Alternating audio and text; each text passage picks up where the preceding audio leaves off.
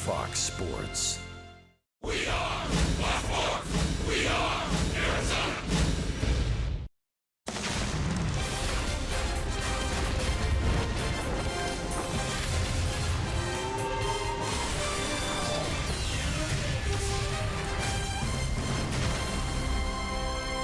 Yeah, back for more. 5 hours and 23 minutes last night. The Diamondbacks set for the second game on this 10-game homestand and looking to even the series with the Giants at a game apiece.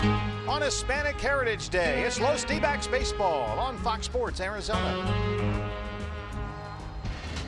And good evening from Chase Field. Welcome to the broadcast. Steve Berthume and Bob Brenly along the way. Good pitching matchup for you tonight. Johnny Cueto, the All-Star Game starter for the National League, is on the mound for the Giants, and for the D-backs, it's Archie Bradley. Bob, a chance tonight for Archie to win 3 straight starts for the first time in his career. Yeah, Archie's been throwing the ball really well lately, coming off a strong outing, and of all places, Coors Field went 6 strong against that Rockies offense, gave up only 2 runs.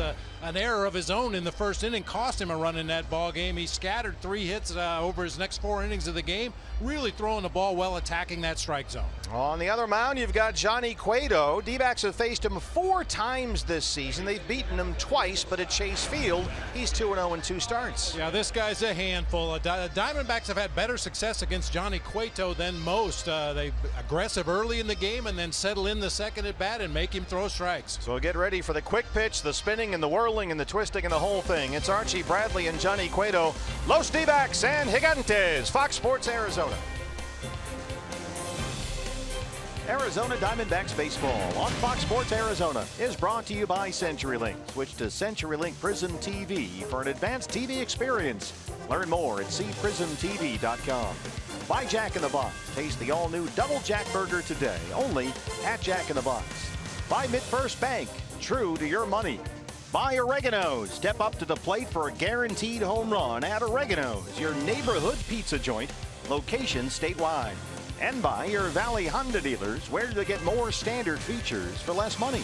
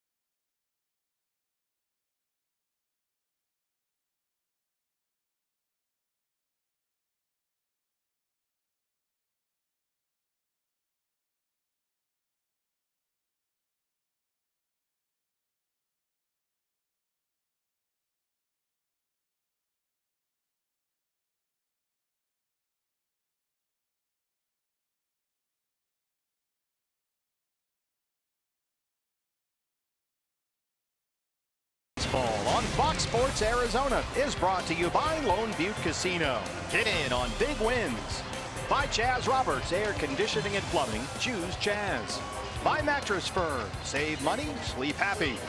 And by Gigablast. 100 times more powerful internet from Cox. Bring on tomorrow.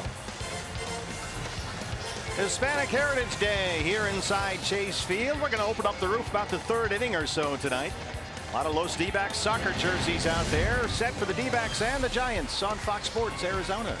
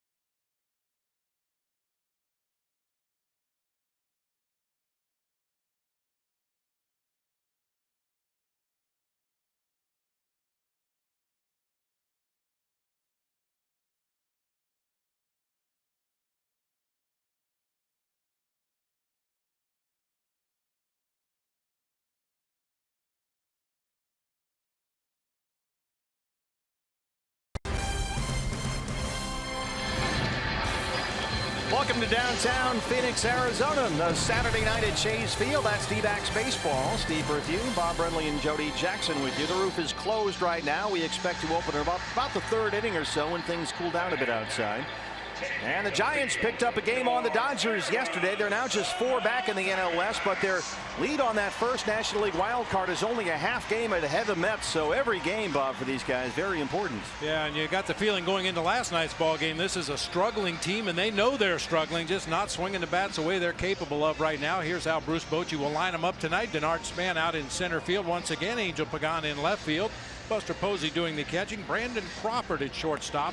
Hunter Pence out in right field. Big night last night for Pence. Brandon Belt at first base. Joe Panik at second. Eduardo Nunez at third. And Johnny Cueto shimmying and shaking out on the mound. And for the Diamondbacks, your Arizona forward starting pitcher is Archie Bradley. Archie a chance tonight to win 3 consecutive starts for the first time in his career. He has completed 6 innings in each of his last 2 starts, giving up just 2 runs each time. Beat the Reds here at Chase Field, then a win over the Rockies Sunday in Colorado. Start against the Rockies, gave up a leadoff hit to Raimel Tapia, then made an error trying to pick him off first base. Ended up giving up 2 more hits in that inning, but was the beneficiary of a double play. Scattered 3 hits over his next 5 innings of work. All right, on defense for Los D-backs tonight on this Hispanic Heritage Day at Chase Field, brought to you by Nationwide Vision Centers. Yeah, with A.J. Pollock out with the strained groin, it's Socrates Brito in center field tonight. He'll be flanked by Brandon Drury in left, Yasmani Tomas in right. It'll be Lamb and Owings on the left side of the infield with Segura and Goldschmidt on the right side. Tuffy Gosowich doing the catching tonight, and Archie Bradley on the mound. Bob Davidson is the plate umpire tonight. He'll have the balls and strikes. Gabe Morales at first base, Dan Isoni at second, and Dale Scott, the crew chief, is at third. And just before Archie Bradley throws out the first pitch of the ball game, baby, it's time for your Valley Honda dealers key to the game. Did you finish? Well, avoid the asterisk. It's that time of year when the tragic number starts to appear on the sports pages around this great nation of ours, and the Diamondbacks are right on the precipice. Got to avoid that asterisk. Denard Span leads it off.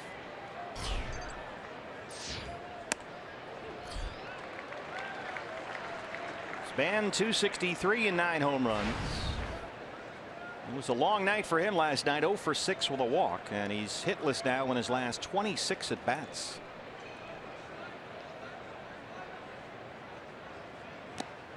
And a horrible error out in center field on a ball that Chris Owings scalded to the base of the fence out there in center. Span got all turned around. Ball hit off the heel of his glove and dropped.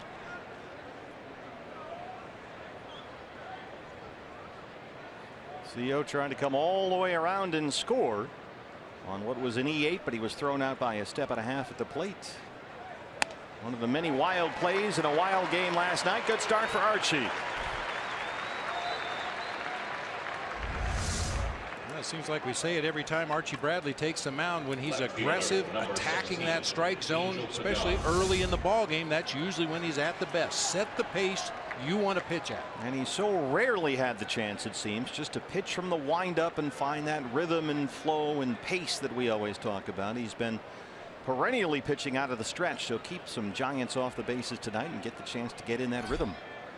Angel Pagan. Pagan's only hit last night was a home run. He was 1 for 5 with a base on ball, hitting .277 now with 10 homers.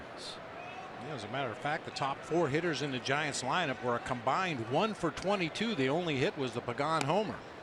Yeah, Hunter Pence in the 5-hole was a one-man wrecking crew last night. He scored 4 runs. Yeah, the 5 through 8 hitters, on the other hand, were 10 for 18.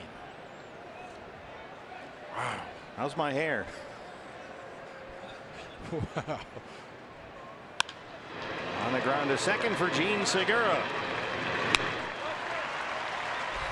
2 outs on 6 pitches for Archie. Here comes Buster Posey.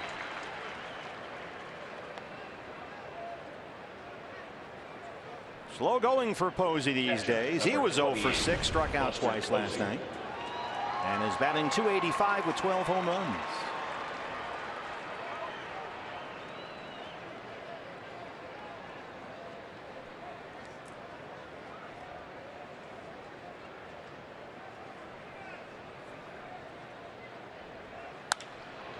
Always used to tell me when I was in school in math class, failing miserably, to show your work. Well, I just looked at the scorecard from last night.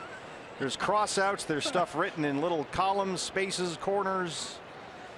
It looks like I was trying to solve an equation or something. Right there with you.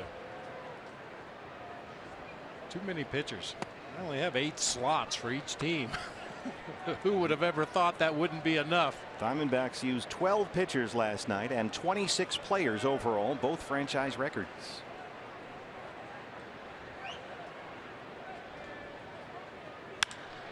Drives it to center. Brito will play it on a hop. Posey a 2-out single.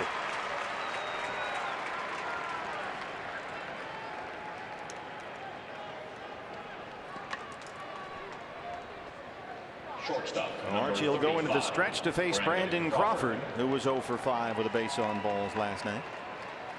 He leads the Giants with 77 RBIs, hitting .268 and 12 homers.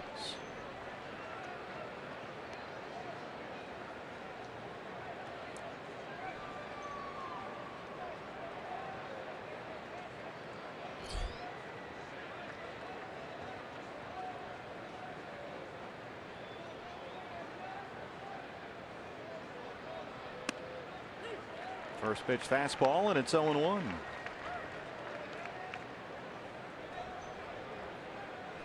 Strikeouts for Crawford have been a little more frequent lately. Punched out a couple of times last night. His bat has stalled somewhat here, hitting just .210 in his last 17 games.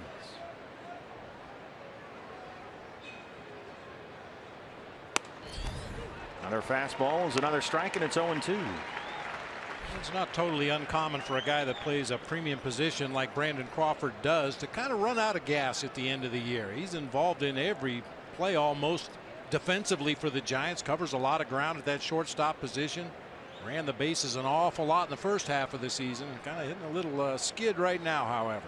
There you saw Jake Lamb, who moved over from third base to second base after the count was 0-2. He chops it away to Owings. They get the force on Posey, and Archie Bradley has a nice quick first inning. Diamondbacks coming up against Johnny Cueto.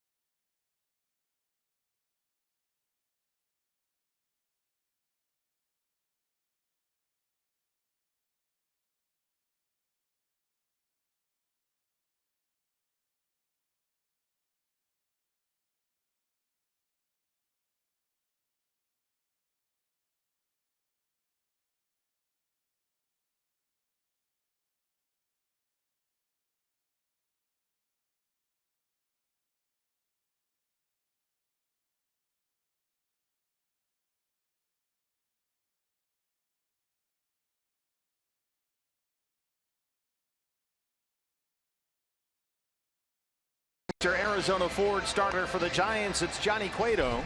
14-5 with a 2.92 ERA. This marks the 5th time this year the Diamondbacks have faced Cueto. The D-backs have beaten him twice, including last Tuesday at San Francisco, but he's 2-0 in 2 starts at Chase Field. Carrying an ERA over 4.5 against the Diamondbacks. Against the rest of Major League Baseball, it's 2.66.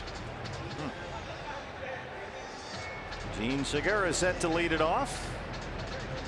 Cueto tonight looking for his first win on the road since he beat the Diamondbacks at Chase. That was back on July the 1st.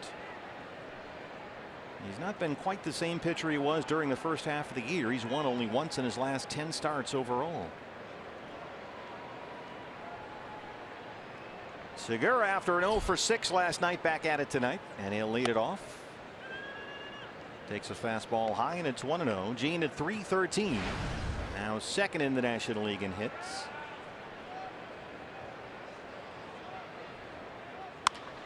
Quick pitch. It's a chopper to second for Joe Panik. And that's the first out. Your lineup for Chip Hale's Diamondbacks tonight. We've seen Gene Segura at the top. He'll be at second base with Chris Owings making his way to the plate at shortstop. Paul Goldschmidt at first base. Jake Lamb at third. Yasmani Tomas out in right field. Brandon Drury moves out to left field tonight with Socrates Brito in center. Tuffy Gosewish behind the plate. And Archie Bradley on the mound. Boy, Chris Owings thriving in this 2-hole in the D-backs order. Back in there again tonight. 2 more hits last night. He's hit safely in 7 straight. And he takes a high strike. 289 and 2 homers for Chris. As you can clearly see early on, and we've alluded to it throughout the open of the show and the beginning of the telecast here, Johnny Cueto will give you a bunch of different looks out there on the mound. He'll quick pitch, he'll do the Louis Tiant, turn his back completely to the hitter. He'll shimmy, he'll shake. Doesn't seem to bother his command, though. He's a guy that's usually right around the strike zone with everything. Well, Diamondbacks have hung in against Cueto with 2 wins against him. I remember last time we saw him, he quick pitched a lot early. Maybe the first time through the order, and then kind of gave up on that whole thing. So we'll see how often he mixes it in tonight.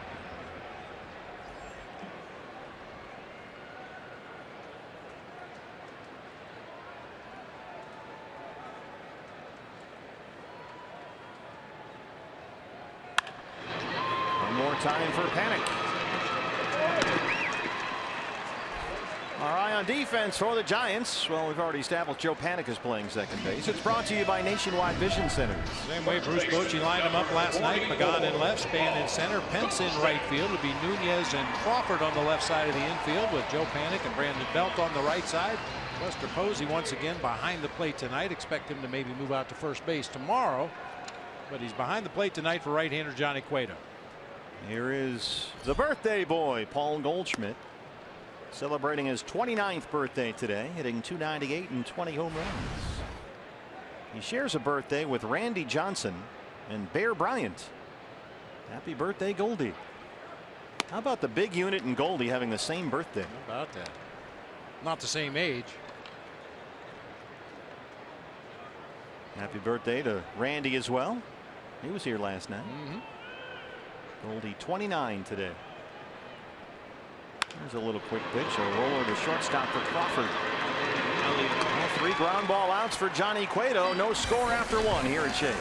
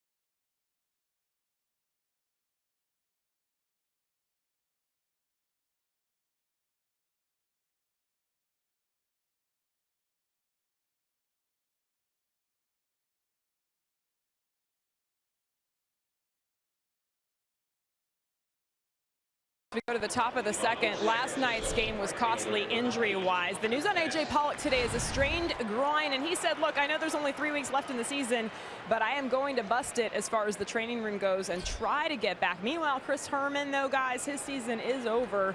He slid into second base, broke a couple of bones, 2 bones in his hand. He'll have surgery on Tuesday. And, guys, when I talked to him today, he had not slept yet. It's just been throbbing, very, very painful.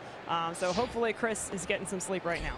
Yeah, 2 broken bones in that left hand for the Herminator, who slid in head first, as we've so often seen, and walked off holding that hand. The news is bad. Hunter Pence leads off the second.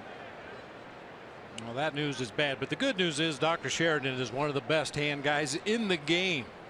We'll get him fixed up. Here's the play where Chris Herman was injured last night.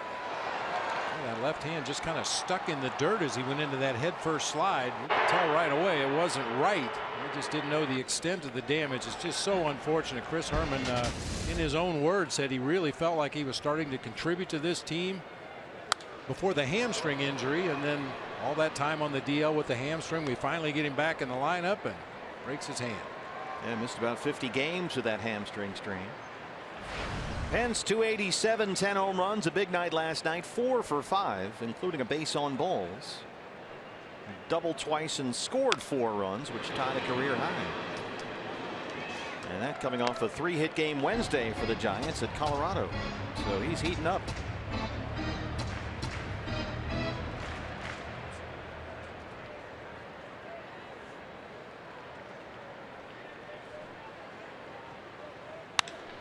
Base hit for Pence. He's at it again.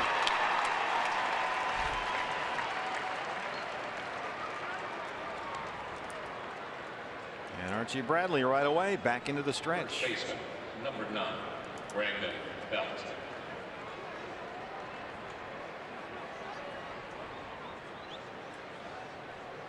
Brandon Belt leads the Giants with 15 home runs. He's hitting .272.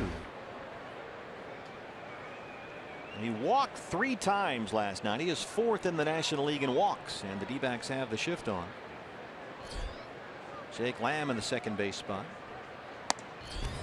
Fastball is by Belton. It's 0-1.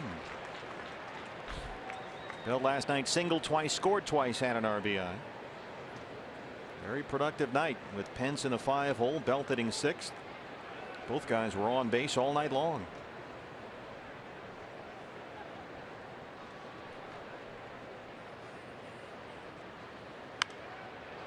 Archie ahead 0-2. Archie very aggressive, a lot of fastballs, 19 pitches, 15 strikes so far, and he is attacking these Giants hitters. Seems funny to say Brandon Belt's leading the team in home runs with 15. Yeah, doesn't it? But a couple guys in the league approaching 40. Nolan Arenado, Chris Bryant, both at 37 going into play today. And a lot of that is a reflection of that ballpark as well. No doubt about it. Tough to hit home runs there. You go back to the 08 season, Benji Molina led the Giants with 16 for the season. And if you go all the way back to 1985, Bob Brenly led the team with 19. How'd that get in? I don't know. You were an all 84 was your all-star year, right? Yeah. And then the next year you hit how many home runs? 19. It's a good run. Well, not long enough, but it was fun while it lasted. Second strikeout for Archie. Yeah, but you're right. You play out there on the West Coast, you get that marine layer late at night as Archie punches out Brandon Belt with a well-placed fastball. That ball just doesn't carry well. I obviously played my career at Candlestick where it was nearly impossible to hit a home run. Joe Panik. Panik had a couple of singles and a walk last night. He drove in a run.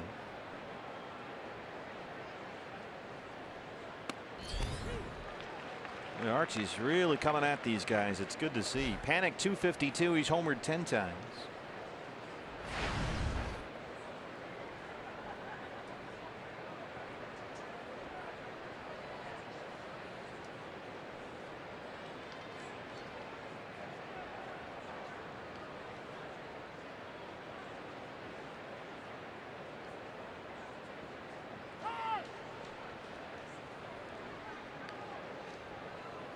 Mentioned Hunter Pence has missed a lot of time this year with a hamstring injury. He missed almost all of June and July. So he does not have a stolen base this year, but you can see Archie trying to control that runner over there at first. Just make him stop, just like when we played the Dodgers in LA on that last road trip. They're not going to run if you make them come to a complete stop. However, a crafty veteran like Hunter Pence, even with the bad hamstring, will try to get a walking lead over there. And if you don't pay attention to him, he'll just keep on going. Well, that was a changeup that Archie almost threw over Tuffy Gozowish's head.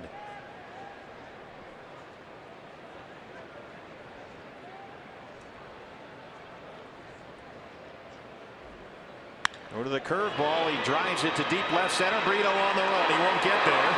And one hops the wall. Pence is going to come all the way home and score, and it's 1-0 Giants. Joe Panik drives a curveball to left center for the RBI double.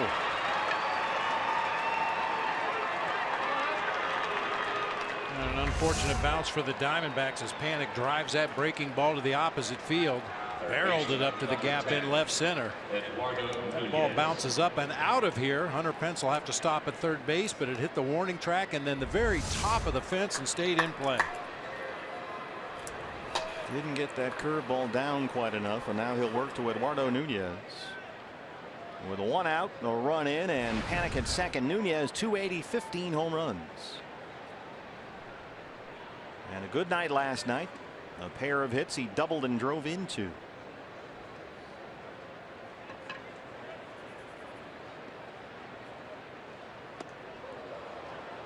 Moves him off the plate. It's 1-0.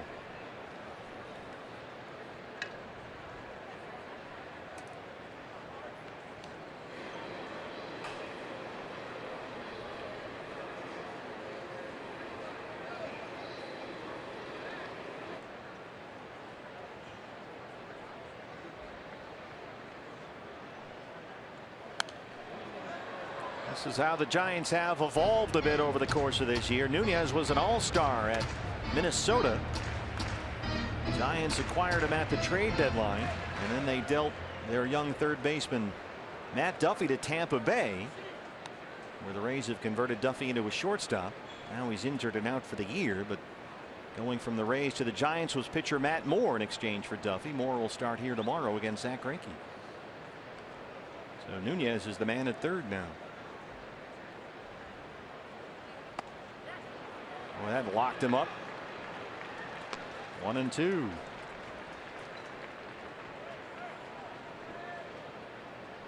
And Nunez does give the Giants some speed. He's a guy that's certainly capable of stealing a base, but when you hit that 8 spot in front of the pitcher so often, a lot of times they put the stop sign on over there. They don't want to make the last out on the bases and have that pitcher leading off the next inning.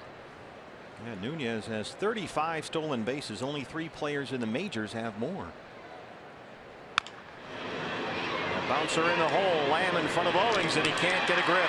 Nunez with that speed's aboard. Jake just couldn't find a handle.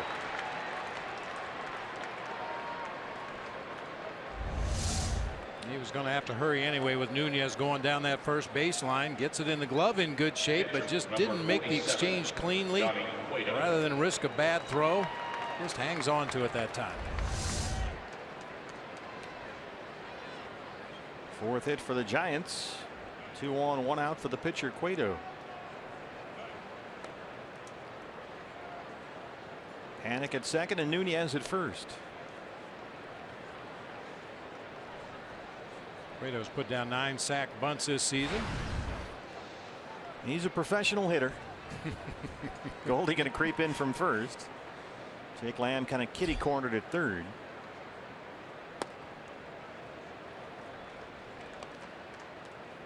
Now, if you're Cueto here, do you want to try and draw Lamb in? He's got to stay put near that bag with runners at first and second. Now, the Diamondbacks are very conservative with their bunt defense. They usually play what we would call the standard play, which is the third baseman reads the bunt. Ideally, Archie Bradley bounces off that mound and covers the third base side of the field, and Goldie charges hard from first.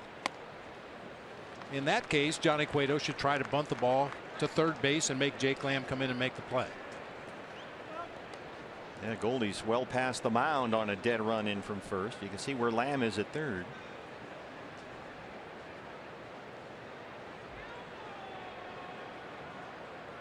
One thing I've seen Joe Madden and the Cubs do several times this year in this situation is charge the second baseman.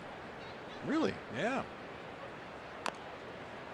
Have the first baseman stay back and hold the runner on so he doesn't get too big of a jump, and then the second baseman, the last time I saw was Ben Zobrist playing second base, came into the edge of the grass, and as the pitch was delivered, the second baseman was the guy charging from the right side of the infield.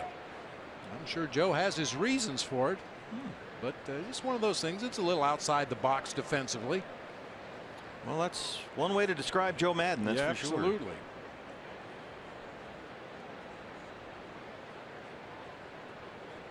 So 1-2 count now. Cueto squares up and gets the bunt down third base side. Archie's on it. He's got one play. Segura covers and the runners move up. Somebody missed a sign there defensively. I mean, they got the out at first base, which is all you need to do on that play, is get an out somewhere. But Chris Owings was streaking from shortstop to third base, which tells me Jake Lamb should have been charging right there. That looked like the wheel play. At least Chris Owings thought it was the wheel play. Jake Lamb, however, was playing the traditional defense. So the leadoff man Span is up with Panic at third, Nunez at second, and 2 outs. Span struck out to lead off the ball game. Archie gets this out here. It'll really stop the bleeding and keep it a 1-0 Giants lead.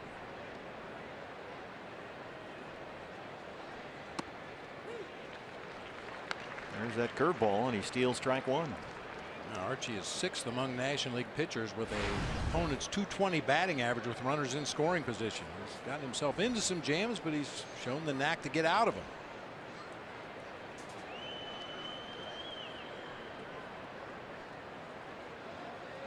Yeah, that's really been the theme to Archie's season this year. If only he would keep himself out of trouble, he wouldn't have to work so hard to get out of trouble in the first place. But more often than not, he limits the damage. Yep. Keep that pitch count down, possibly pitch deeper into ball games. That's the next step in the evolution here. Some of these young starting pitchers like Archie Bradley and Robbie Ray and others.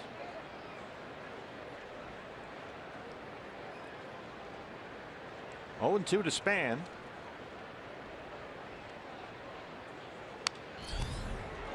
And with a hard fastball at 96. Good velocity tonight from Archie so far. Span is up there just 1 for his last 31 at the plate. And that's a skid that sort of came out of nowhere, considering he hit .336 in August with 5 home runs, but suddenly 1 for 31.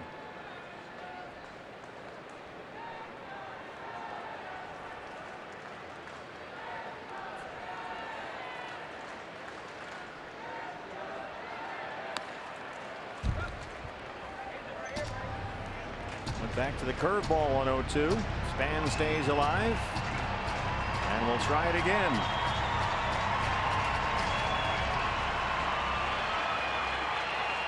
Good crowd here tonight. Hispanic Heritage Day at the ballpark. D-backs wearing their Los D-backs jerseys. There's 20,000 fans here today. Got the Los D-backs soccer jersey, which looks great. See those all over the ballpark tonight. Archie Bradley humps it up and strikes out Span. He strands 2, but the Giants take a 1-0 lead.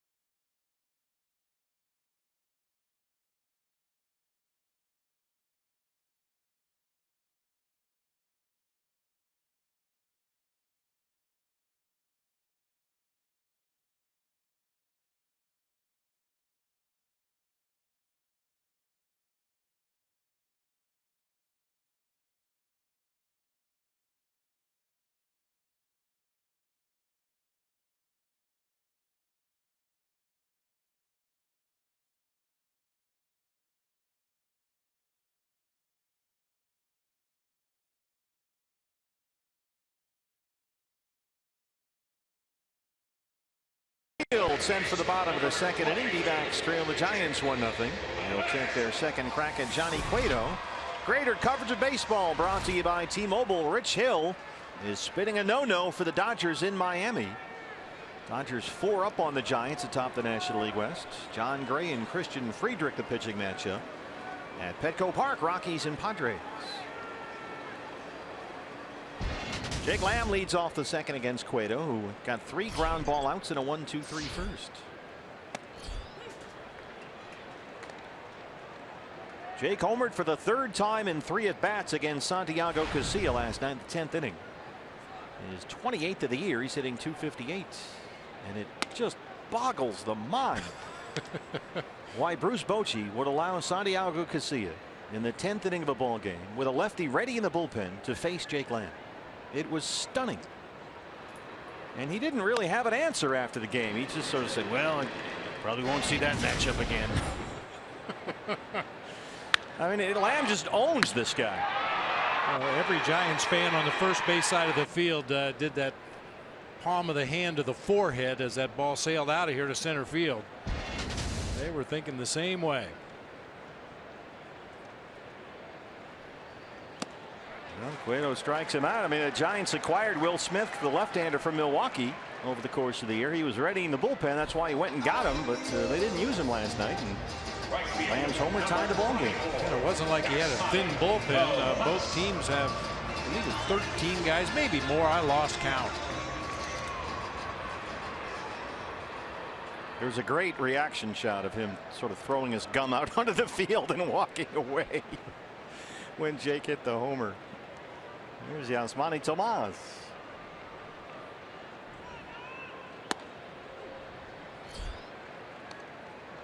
Bruce Bochy certainly doesn't need me to apologize for him or explain away what happened last night, but you know, you put yourself in his shoes.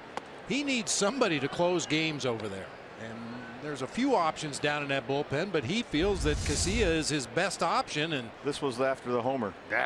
Trying to do everything he can to get his closer back on track. Unfortunately, it didn't work out last night. It's just kind of what it made it all more stunning was it's Bruce Bochy down there. It's not some lunkhead. Joe Panik has been busy over there. That's his third assist.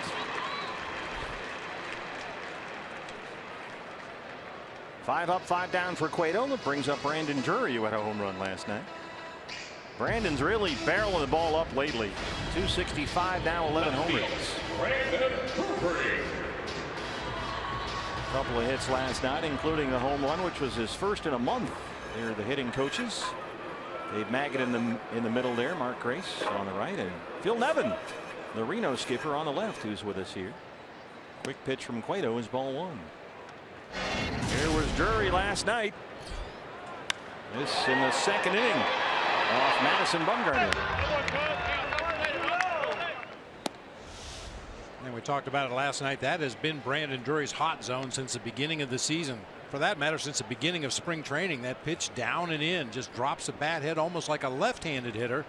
Good to see him getting back on that pitch again. He's ahead in the count, 2-0.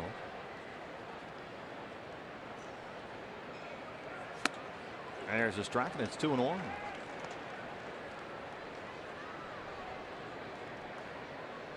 No trouble so far for Cueto. Giants have lost 7 times in his last 10 starts. They've really sputtered since the All-Star break. Cueto's won just once in his last 10 starts. That missed, and it's 3-1. When the D-backs faced him last Tuesday at AT&T Park, he was not sharp. It was the only start all year that Cueto failed to complete at least 5 innings. And he walked 4 in 4 2/3. D-backs got him for 4 runs on 5 hits. Full count, 3-2. Both of Cueto's wins against the Diamondbacks have come here at Chase Field. Struck out 9 in 7 innings to get the win May 12th. And then again 9 strikeouts in 7 innings on July 1st. His career record in this ballpark is 5-1.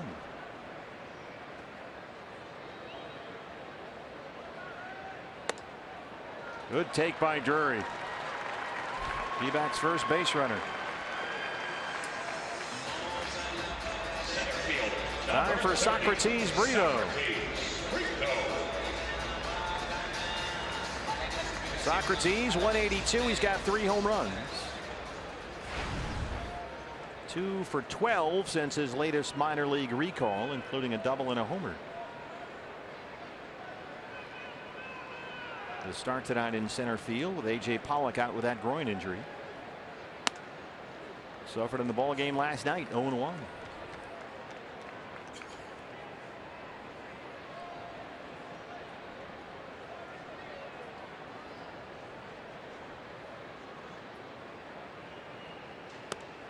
Roof and panels are closed right now at the ballpark. We expect and hope that we'll be able to open things up sometime in the next inning.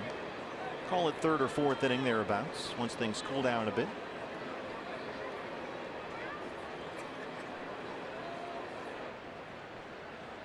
Always interesting to see how that affects the game when you open the roof and panels in the middle of the game. Diamondbacks are very fortunate that the roof works as quickly as it does, so they can do that between innings. Good point. Broken bat roller to first, right to Belt. And Cueto strands the 2-out walk. Will head to the 3rd. Cueto's got a 1-0 lead.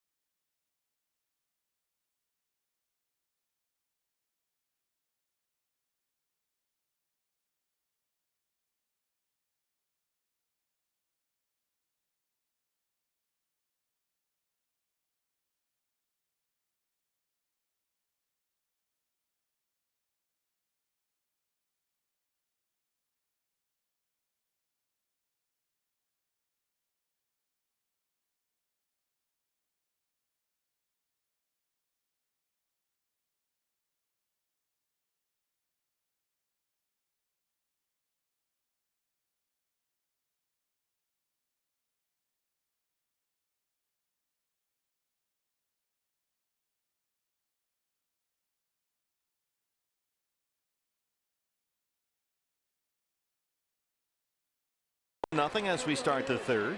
Hey fans, every weekday morning, change your routine. You got to include Skip Bayless and Shannon Sharp as they go head to head on the day's hottest sports topics. Undisputed with Skip and Shannon. It's weekdays 6:30 in the morning only on FS1. Angel Pagan leads it off against Archie Bradley. Archie so far has given up 1 run on 4 hits. Joe Panik an RBI double. Pagan grounded out his first time up.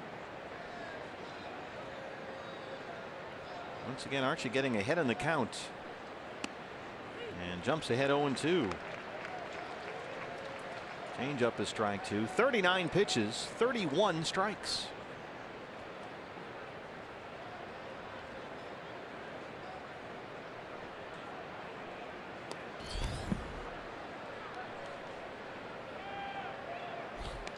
Archie's got a little extra hop on that fastball tonight. He's had it up to 96 a couple of times. A little extra movement as that ball gets into the hitting zone. The fastball was down for a while the previous couple of years. The velocity was more low 90s than mid 90s, but it's been back for most of this year. Of course, Archie's had some shoulder and elbow just sort of nagging pains the last couple of years, but he's been healthy all season, really for the first time in a while. And there you see 96 so far.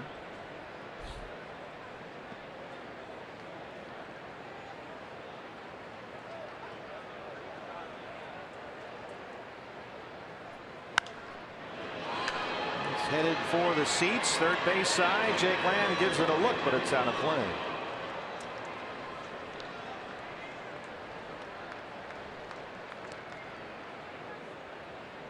Even with his home run last night, Angel Pagan has had a very slow road trip for the Giants. They started in Chicago. They lost 3 of 4.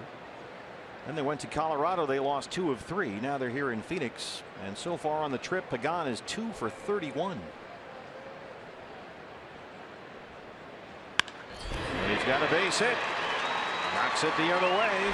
A leadoff single. And once again, Archie Bradley has to go into the stretch. Catcher, Buster Posey. Posey singled his first at bat tonight.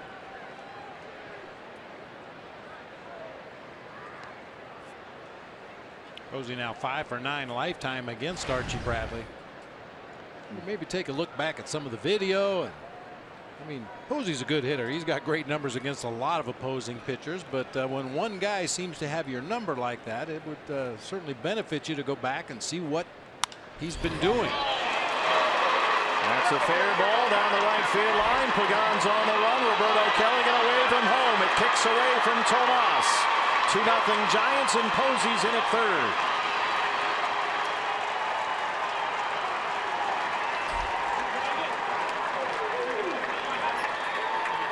Money with some problems in the right field corner.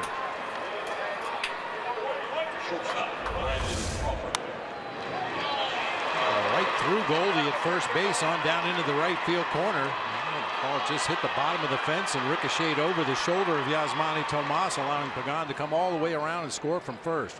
Won't be doing that. A little frustration on the part of Archie Bradley there, thinking maybe a better play could have been made. Already 6 hits for the Giants. They lead at 2-0. They got Posey at third. Nobody out infield in for Brandon Crawford, the shortstop.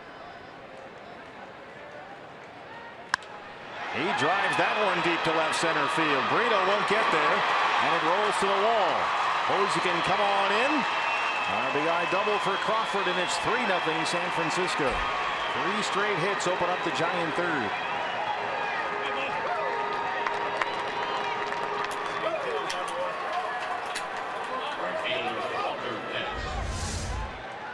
Similar to the Joe Panik drive to the opposite field. Panik's came on a breaking ball, this time on a first pitch fastball to Brandon Crawford. It might be time to start mixing up some of those first pitches against these Giants hitters. We like it when Archie's aggressive, but if the opposing team is equally aggressive when they get in that batter's box, it might be time to start mixing in some first pitch curves and changeups. Time for a Mike Butcher mound visit. Crawford leads the Giants now with 78 RBIs. That was his 28th double. And Archie's getting knocked around. 3 runs on 7 hits. He's yet to retire a batter in the 3rd. Well, as you mentioned, Hunter Pence last night had a bang-up night at the plate. Had 4 hits, scored 4 runs. He walked. But for me, the best thing he did all night was that catch he made out in the right field corner on the dead run, diving, smashing into that bullpen fence. Just no regard for his body whatsoever. Man, fired up his teammates, fired up those guys in the bullpen. Yeah, that was very late in the ball game off the bat of Mitch Haniger. Mitch was standing at 3rd base thinking he'd hit a triple, and somebody had to tell him no. Pence caught that. So here he is. He's already got another hit tonight. He singled and scored in the 2nd.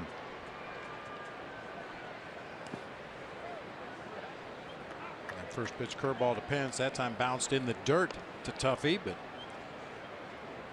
got to be careful. You have to watch the swings of the opposition, watch how aggressive they are early in the count. And even if your game plan is to attack them early with fastballs, if they're sitting on those fastballs and starting to hit line drives into the gap, it's time to come up with a plan B.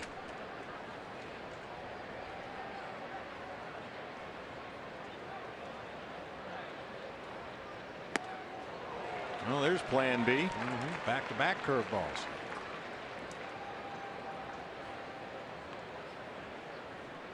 There's not a lot of bags of tricks with Archie Bradley, or bag of tricks. He's basically got the fastball and the knuckle curve, the occasional changeup.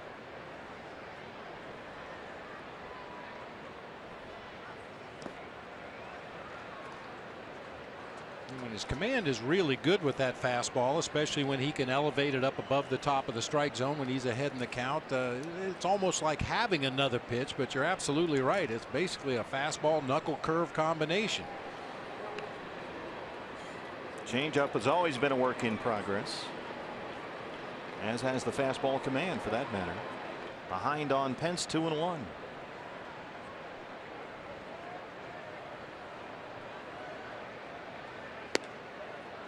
Fastball missed at the knees. 3 balls and a strike.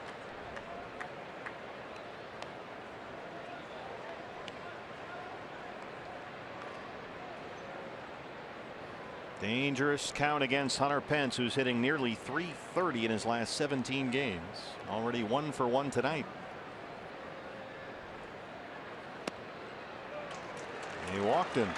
First 4 have reached in the Giant 3rd. 50 pitches, 37 strikes. First baseman Brendan Belt. Things unraveling for Archie quickly. He needs some outs. Belt struck out looking his first time up. And it almost goes without saying that after 5 hours and 23 minutes last night, using 12 pitchers, they could use some length from their starter. Crawford at 2nd and Pence at 1st.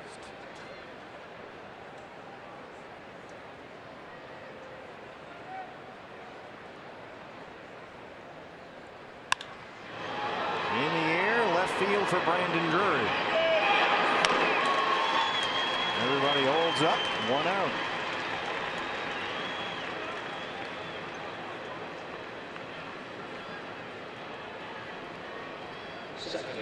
That brings up Joe Panik. Panik opened the scoring with an RBI double back in the 2nd inning. Scored Hunter Pence all the way from first after Pence led off the 2nd with a single.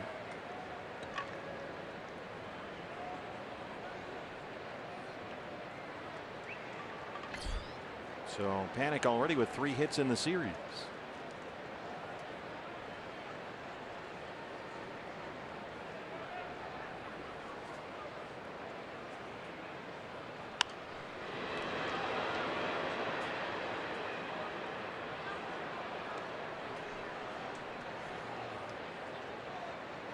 Joe Panik out of Yonkers, New York. He played his college ball at St. John's. Don't see a lot of baseball players out of St. John's other than Frank Viola back in the day. Sweet music. First round pick by the Giants back in 2011.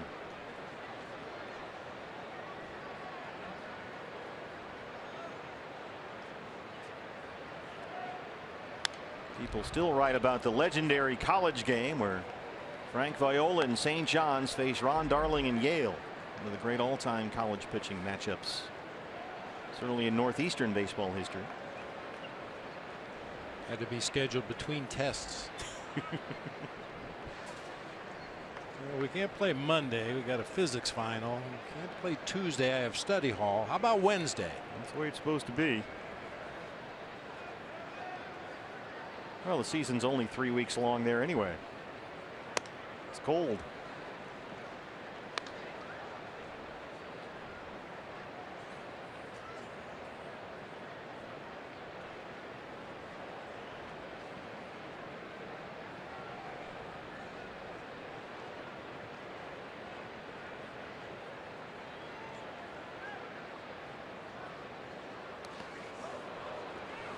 Spiked a knuckle curve. 2 balls and 2 strikes on Joe Panik.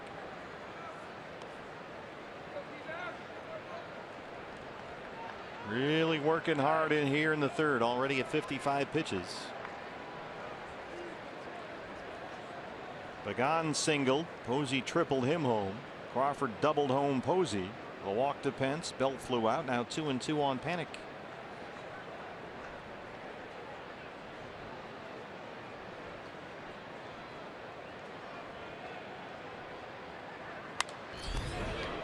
Panik is quickly becoming one of those guys that just seems to bring his A game against the Diamondbacks. 36 games going into tonight. He had 45 hits, 15 extra base hits, 15 RBI, hitting over 340 against the Diamondbacks. He hit as soon as he got to the big leagues. Joe Panik. His one and only issue has been staying healthy. Had serious back problems for most of the second half of last year. Missed a lot of time this season with a concussion. Got hit in the head by a pitch from then Tampa Bay Ray Matt Moore, who now coincidentally or ironically is his teammate and starts tomorrow.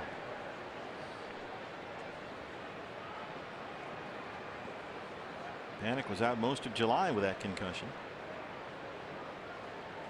And then when he came back, he was 4 for 40, but he's figured it out lately.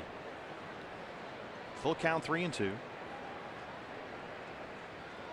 There go the runners. A bouncer to first for Goldie. That moves up. Crawford to third and Pence to second. 2 outs now for Nunez. Third baseman Eduardo Nunez. Nunez singled in his first at bat.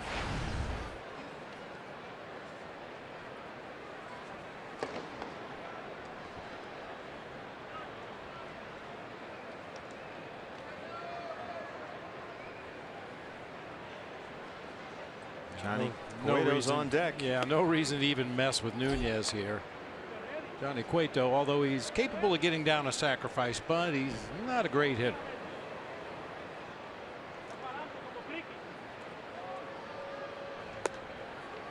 You know, and maybe next year or maybe future starts this year, even before the end of the season, if Archie shows that he can command the ball, throw it out of the strike zone when he wants to, and maybe you allow him to pitch around a guy in the 8th spot. See if you can get Nunez to chase some bad pitches, but Archie's command hasn't been spot on tonight, so this is the smart thing to do. Go ahead and walk him and go after the pitcher. So it's bases full of Giants. 2 outs for the pitcher Cueto. Now, even with 2 strikes was able to get a sacrifice bunt down his last time up. Pitcher Johnny Cueto.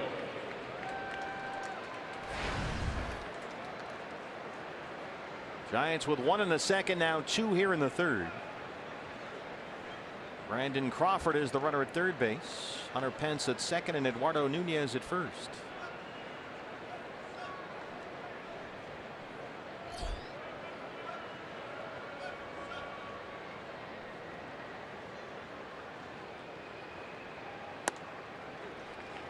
Strike 1. Cueto, the 8th man to bat for the Giants in this third inning.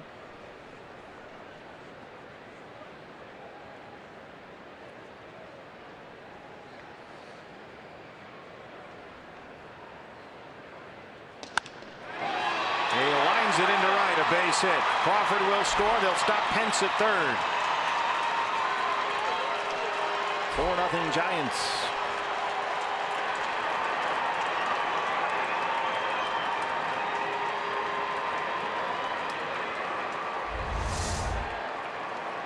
Fastball up and out over the plate. Even a poor hitting pitcher will make contact with that, and anytime you make contact, you got a chance of getting a hit. Past goalie into right field.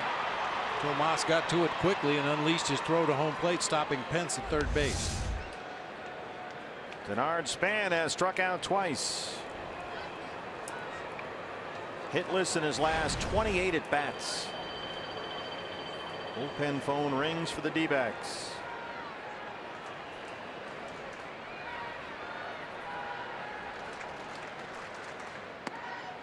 Ball one.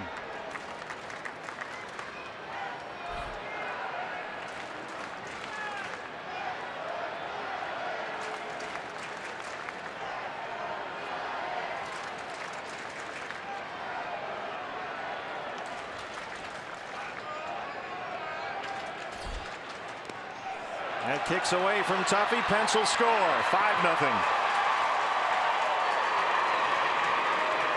Fastball in the dirt.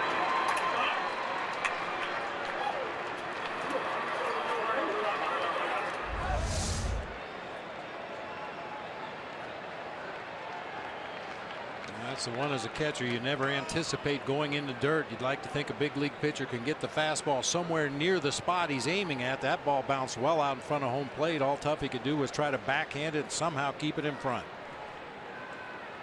Now Nunez at third. Cueto at second. 2-0 count on Span and 4 runs in. That is the 5th time this season that the Diamondbacks pitching staff has uncorked a wild pitch with the bases loaded. Seems like the opposing teams have scored a lot of runs on wild pitches. It's been a big issue.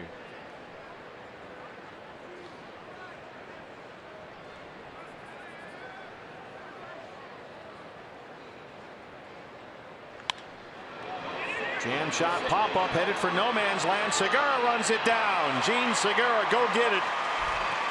And the inning finally ends, but the Giants send 9 to the plate. 4 score. They lead it 5-0.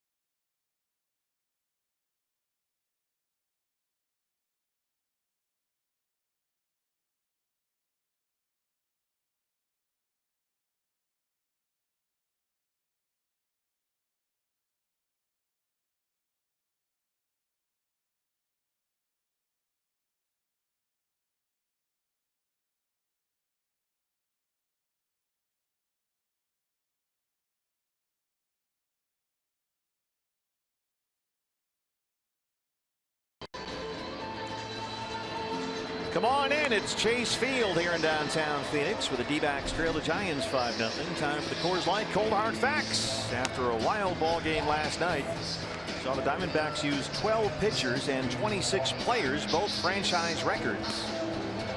5 hours and 23 minutes. Yeah, Tuffy was one of 2 position players that did not get into the game for the Diamondbacks. Peter O'Brien was the other one. And I think just about every pitcher in the organization had an opportunity to at least warm up last night. Crazy game. So the D-backs will try and even this series at 1 game apiece. There is Peter O'Brien. So Archie Bradley's night is going to end right here. Peter apparently will hit for Bradley. And there is action in the Sanderson-Ford bullpen for the Diamondbacks. Looks like they see enough of Archie here tonight. Patrick Corbin warming up down there. Jarvin Alston, the bullpen coach. So Gozowicz will lead it off against Cueto with O'Brien on deck set to hit for Bradley. And Corbin looks like he'll get the fourth. Tuffy 157 and 3 homers.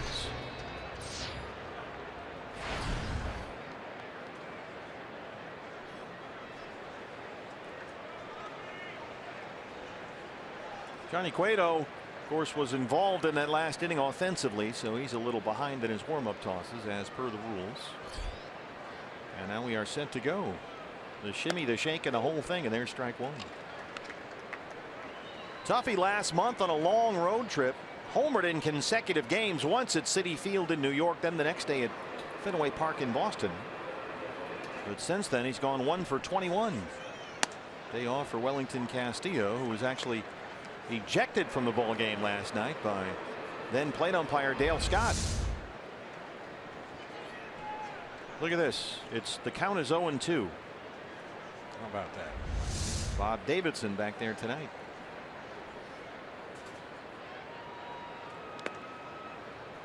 That is called a ball, and it's 1-2.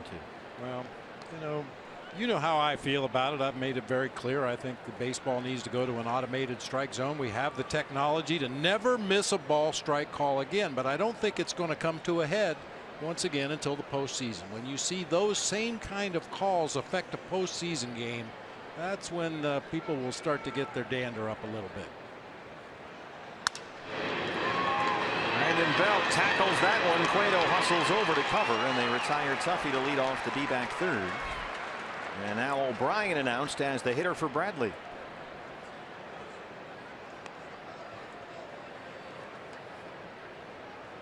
Pitch hit for Archie Bradley, number 14, Peter O'Brien.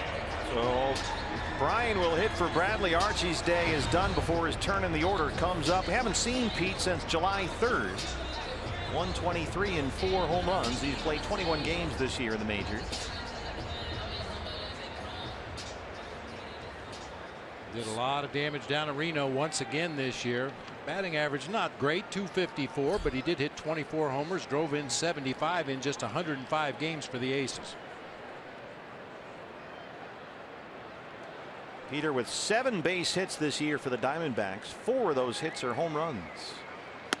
He gets a look at the Cueto quick pitch. Can you imagine this lineup that Phil Nevin had at Reno with Kyle Jensen, who homered last night, and Peter O'Brien just hitting bombs for the Aces in that Coast League.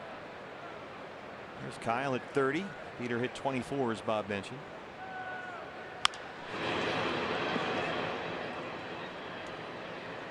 Ron, don't call me Cliff Pennington, working his way down the left field line. Our Golden Glover over there.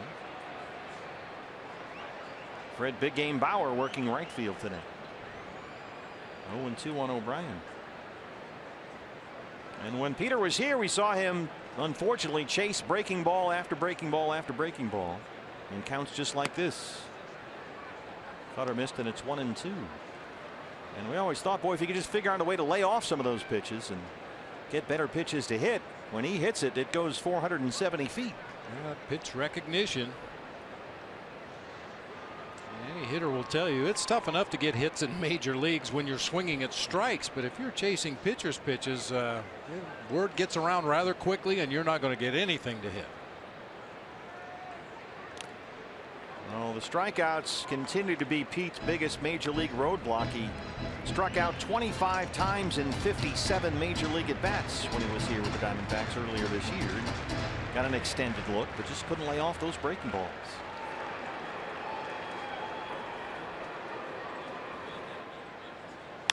There it goes. Peter O'Brien, welcome back. Well, let's stay fair.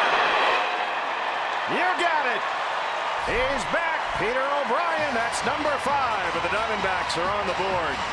When he hits them, they go.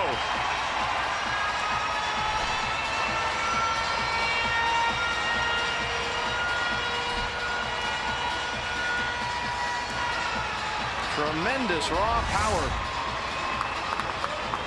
A slider that just didn't get out to the spot that time, stayed in the strike zone for Peter O'Brien. He's got a real whippy swing. He really gets a lot of bat speed through the hitting zone, and as you've said, when he makes contact, it goes a long way. Only the 15th home run given up this year by Johnny Cueto, who's still angry about serving that jumbo jack to Peter O'Brien. A free jumbo jack tomorrow with the purchase of a large drink from our friends at Jack in the Box. 0-1 on Segura. Gene grounded out his first time up. That was the Diamondbacks' first hit against Cueto.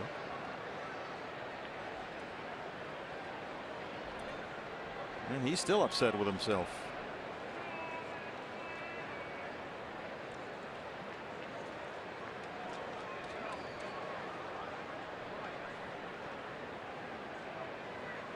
Peter O'Brien home run, 408 feet. The exit velocity off the bat, 105 miles an hour.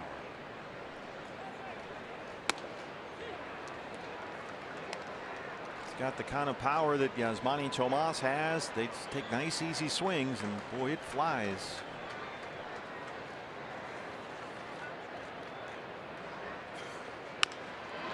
That's a tapper to third. Nunez has it. 2 outs.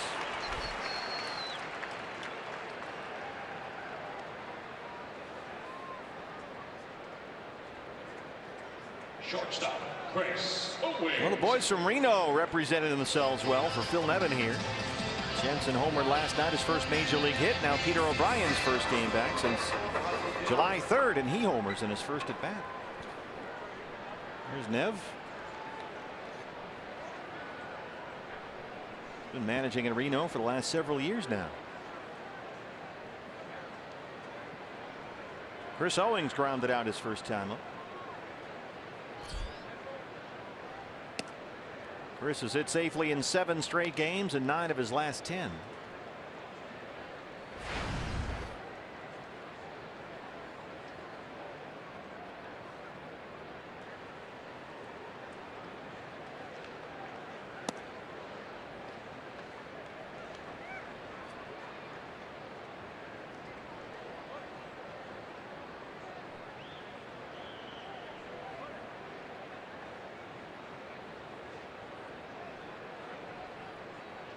Johnny Cueto, the All-Star Game starter for the National League. He was 13-1 at the All-Star break. Quick pitch is a fastball in there. Bob Davidson says strike anyway. But since the All-Star break, Cueto's gone just 1-4 in 10 starts.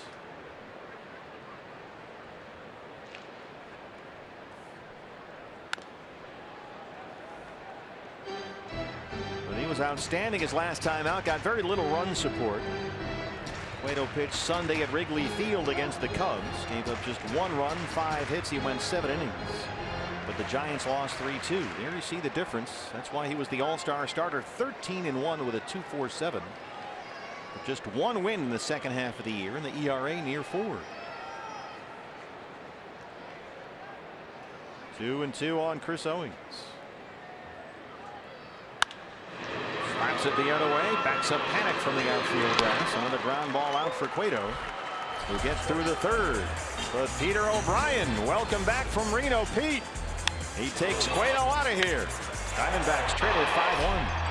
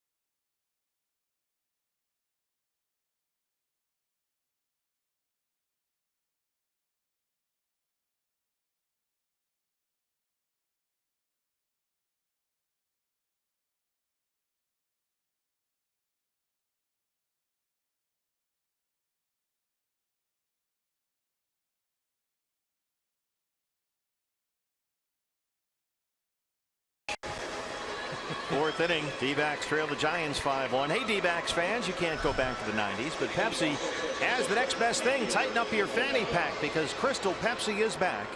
It's available in stores now, but only for a very limited time. Patrick Corbin on to start the fourth inning in relief of Archie Bradley. Patrick came on in the 10th inning last night. Faced only one batter, Joe Panik, and got him to hit into a fielder's choice. So he threw just 6 pitches in the ball game. After a short night here for Archie, goes only 3 innings, gives up 5 runs on 8 hits, and Pagan leads off the Giant fourth.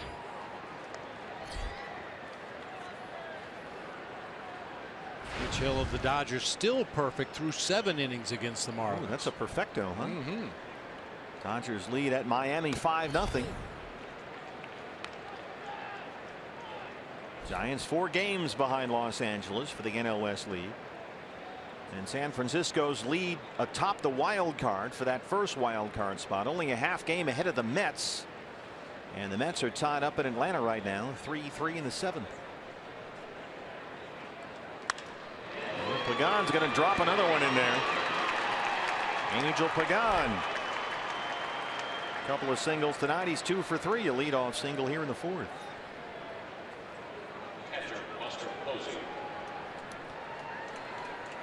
Buster Posey 2 for 2, a single and a triple. Tripled into the right field corner his last time. Giants already with 9 hits.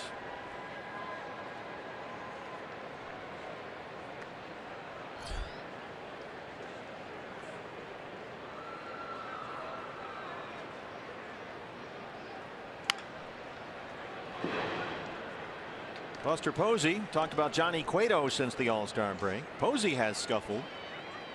In fact, he's only homered 1 time in the second half of the year. That was July 16th. So he's now gone 43 games and 158 at bats without a home run. That's the longest home run drought of his career.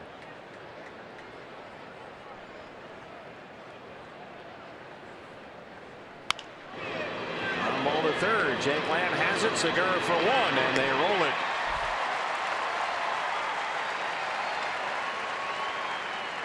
5-4-3, 2 outs.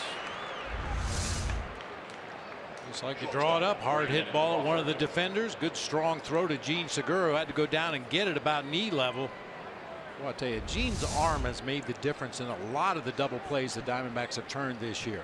A lot of second basemen, not that particular play, but a lot of the plays Gene has made this year, it's his arm that turns that double play. Brandon Crawford now. Crawford had an RBI double in his last at bat. And it says a lot, I think, Bob, because you figure, okay, when Nick Ahmed is lost for the season with that hip problem and he finally had to have surgery, you could just move Segura over to shortstop, where he's played for years in Milwaukee, but they left him at second base because it's worked out so well. And in the meantime, Chris Owings' bat has come alive playing shortstop every day. So this middle infield combo is working nicely right now. Co's been the everyday guy at short since the end of July. 1-2 on Crawford. And it's remarkable to think that Segura during spring training was saying he's not really all that comfortable playing second base. And they're doing this again now. Every time a left-hand hitter gets into a 2-strike count, they move Lamb over from third into the shift, but they wait until there's 2 strikes. Seems counterintuitive. You know, usually with 2 strikes, a hitter's a little more defensive, a little more likely to swing late on a pitch and possibly hit it to that left side of the infield. But this is based on the spray charts and the numbers and accumulated over the years on Brandon Crawford and what he does in 2-strike counts. Must be right. They played him straight away, and then when he got into that 2-strike count, they put the shift on. And Segura backs out into short right field. Now a full count on the Giants shortstop, 3-2.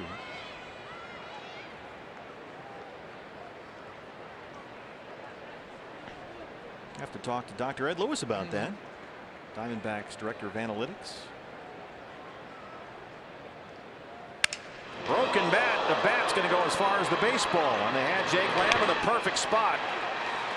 Well, that's why that's there. Jake Lamb, it was hit right to him. Bottom 4 coming up. Diamondbacks trail the Giants 5-1.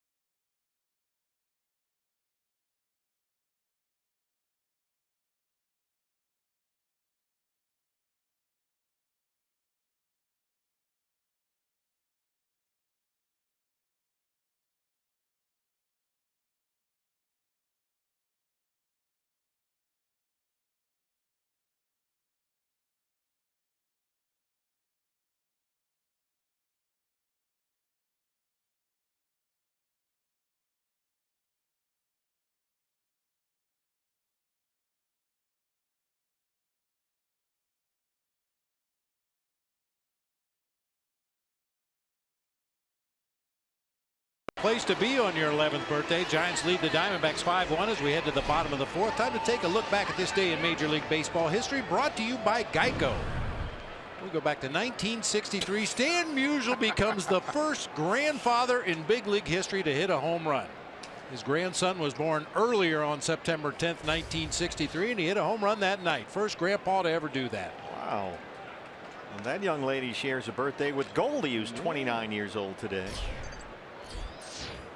Good grandpa note, Grandpa. Goldie on his birthday, and that includes his first at bat tonight. 2 for 7 with a double and a run scored. We've got a whole list out there. Roger Maris, Randy Johnson, Goldie, Bear Bryant as well. She left Ludacris off that list somehow. Imagine that. Yeah, it's his birthday.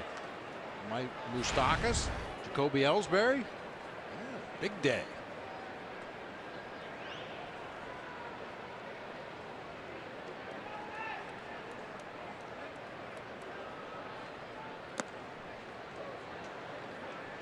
Goldie was 1 for 3 in the ball game last night. He walked twice, struck out twice. He is tied with Joey Votto for the major league lead in walks, at least at the start of play today. Reds are at Pittsburgh. They lead the Pirates 7-4 in the 6th inning at PNC Park. Goldie strikes out again. He's 0 for 2. That's the second strikeout for Cueto. Quick pitch fastball up in the zone that time. We've seen Goldie do that a lot, Bob, lately, just the last week or so. Just swing through fastballs that seem fairly hittable. Just something just a little out of sync. Rhythm is not quite right. Timing is not quite right. Goldie is very much I wouldn't call him a guess hitter, but he certainly anticipates certain pitches in certain counts, and his guesses have been wrong lately. Cueto's other strikeout victim was Jake Lamb, who's up now.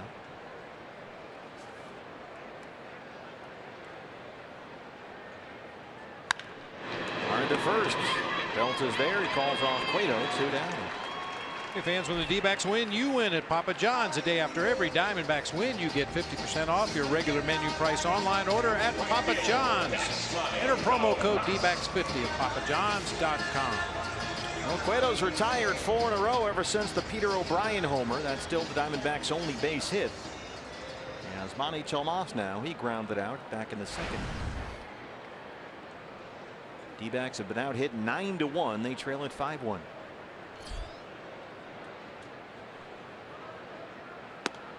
Another good day in baseball history. On this day, the Mets beat the Giants 4-2, and Carlton Wiley, pitching for the Mets, retired the side in order, got 3 Alou brothers out in a row. What year was that? 1963. Jesus, Matty, and Felipe Alou went down 1-2-3. First and probably only time the 3 brothers will go down in order. That was when the Mets had just started. Casey Stengel.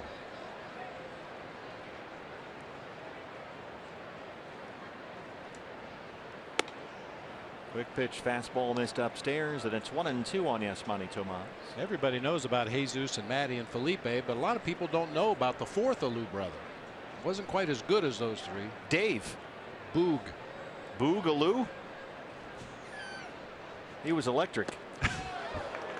Cueto, 2 strikeouts in the inning, 3 for the ball game. He's sitting in the catbird seat with a 5-1 lead.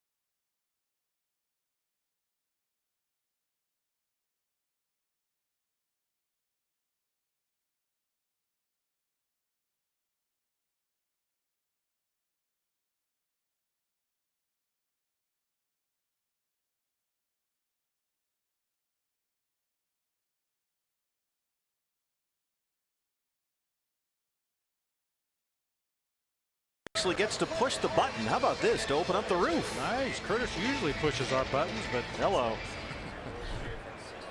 Hey fans, D-backs season ticket holders enjoy perks like early entry into Chase Field, opportunities to view batting practice from on the field, access to exclusive events, and a whole lot more, so you can become a 2017 D-backs season ticket holder right now. dbacks.com. All the information as the roof and panels open up here at Chase Field in downtown Phoenix to begin the 5th inning. Hunter Pence will lead it off for the Giants. Patrick Corbin on for his 2nd inning of relief after Archie Bradley was roughed up. Pence so far has singled, walked, and scored twice.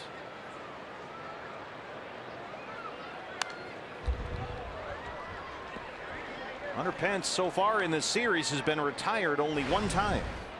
That was in the 11th inning last night. 4 hits and a walk last night. So far tonight, a single and a base on balls. But Corbin quickly ahead 0-2. So much nicer now. All opened up for business here at Chase Field. I'd almost forgotten about it on that last road trip. Stands to reason. The temperatures are down a little bit. Very comfortable evening here in the valley. Forgotten all about the roof and panels open. This is great. Boy, Hunter Pence will not be stopped. A leadoff single. That's the 10th hit for the Giants. First baseman Brandon Belt.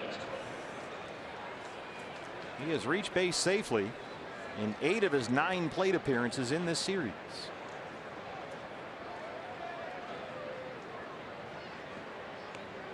Roof is still opening up.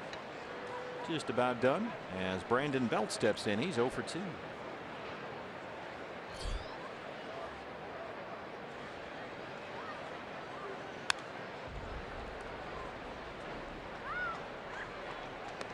Well, Pence heating up just as Belt is cooling off. He hit over 300 with 10 homers in the first half of the year and went to the All-Star game for the first time in his career. But since the All-Star break, he's hit under 220. 0 for 2 tonight.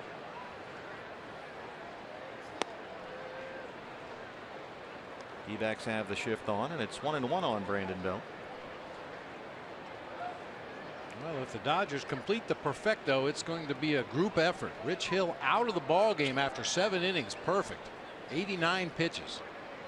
He's always been very fragile left-hander, Rich Hill. A lot of injury issues over the course of his career.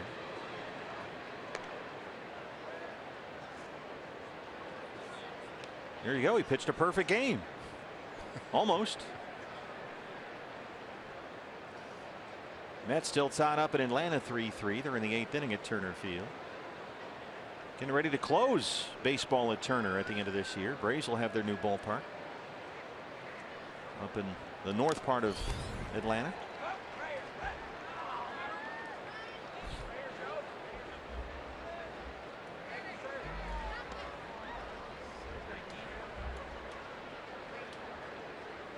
Apparently Joe Blanton has surrendered a single to Jeff Francoeur with 2 outs in the 8th inning to break up that perfect game.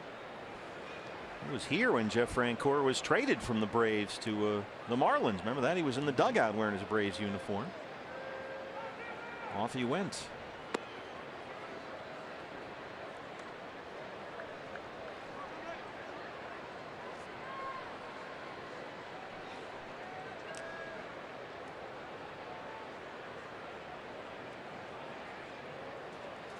That American League East is getting very interesting. Blue Jays got a big win at the Rogers Center over the Red Sox. Called strike 3. Corbin rings up Belt. Wow. Now the shame of it is when it happens for your team, you say, we'll take it. Goodness. Look at that. Are you kidding me? Second baseman Joe Panic. Bob Davidson back there tonight. Joe Panic steps in now. Toronto beat Boston 3-2. Boy, the Yankees are coming on like gangbusters. They won again today, 5-1 over Tampa Bay. That new group of kitty core Yankees they got. And they're suddenly right back in the race. Yeah, they've won 7 in a row. And the Tigers are in the American League, but they're getting clobbered by the Orioles 11-2 at Comerica Park. They're in the 7th right now.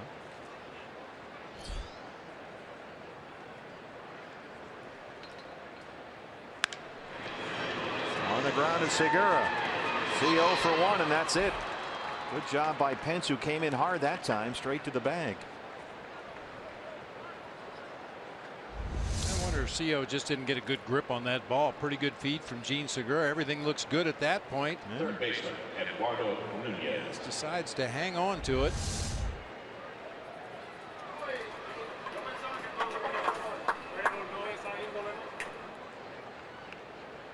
Eduardo Nunez has singled and walked. He's had a good series.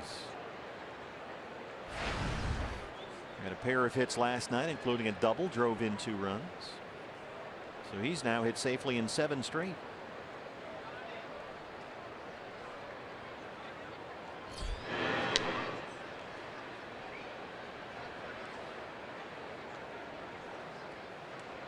Padres are at home tonight, Petco Park, hosting Colorado. John Gray's getting knocked around by the Padres. San Diego leads that one 6-0. They're in the 3rd. Nunez has got another hit. His bat has come alive in this series.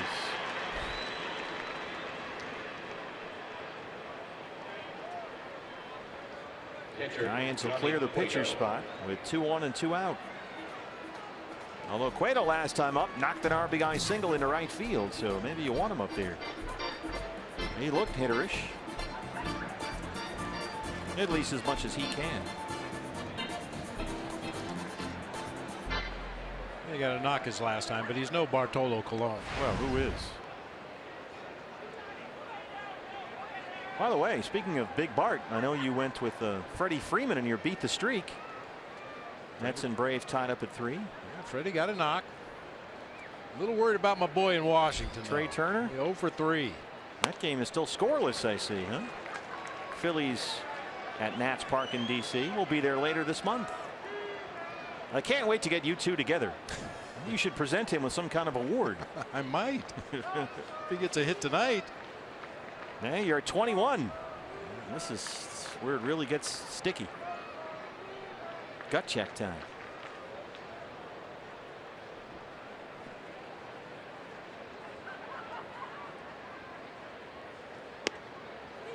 Taking all the way.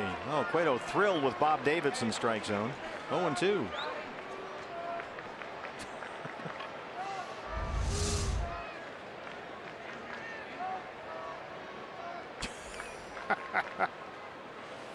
At least he's got a sense of humor about it. And he waves at that slider in the dirt. 2 strikeouts in the inning for Corbin. D-backs trail the Giants 5-1.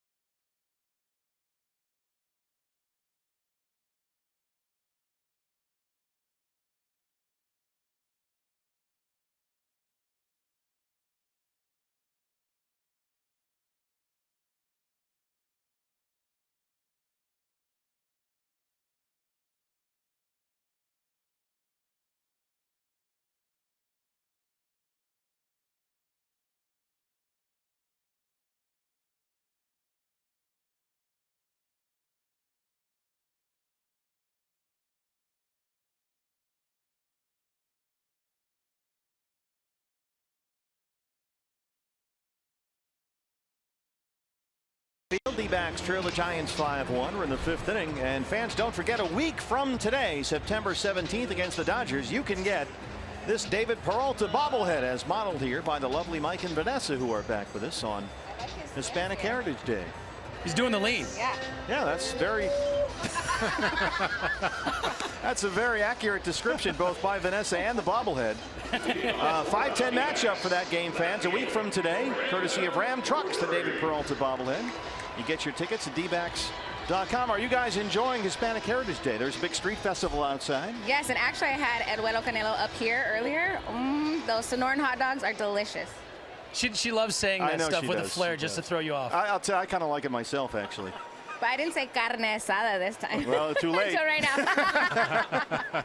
The lovely Mike and Vanessa. Now, did you guys get your Los D-backs soccer jerseys? We did. And you know what? They do come in different sizes, or they did. I got a medium. And I got, of course, the extra large. Good call. Well, I know how you feel. And you've got the World Baseball Classic Team Mexico hats on. And the Los D-backs shirts. Those are both available at the team shop here. You guys have really encapsulated the spirit of Hispanic Heritage Day here. Nice job. The lovely Mike and Vanessa. All right. I want my bobblehead back, though. I want to walk around like that all day. I like the sound effect that comes with the Peralta lean. Thanks, guys. Thank you. Those guys are the best. I didn't realize there was a sound effect. I like it. There is now. There is now. Gonna have to build it, get her to record that, and we'll put it into the base of the bobblehead. You hit a little button, and Vanessa goes, "Ooh," or whatever it was. Our thanks to the lovely Mike and Vanessa. Brandon Drury against Johnny Cueto. So David Peralta bobblehead day coming up quickly. Only 1 week to get your tickets. dbacks.com. Against the Dodgers, as this long 10-game homestand rolls through the NL West. 3 against the Giants, 3 against the Rockies, and 4 against LA.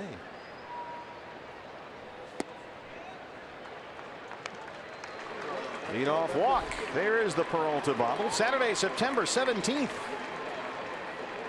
This is actually, I think, the only one that we have here. They're still on their way to the ballpark. They'll be here by Saturday. But this was the advanced copy that you and I have with you.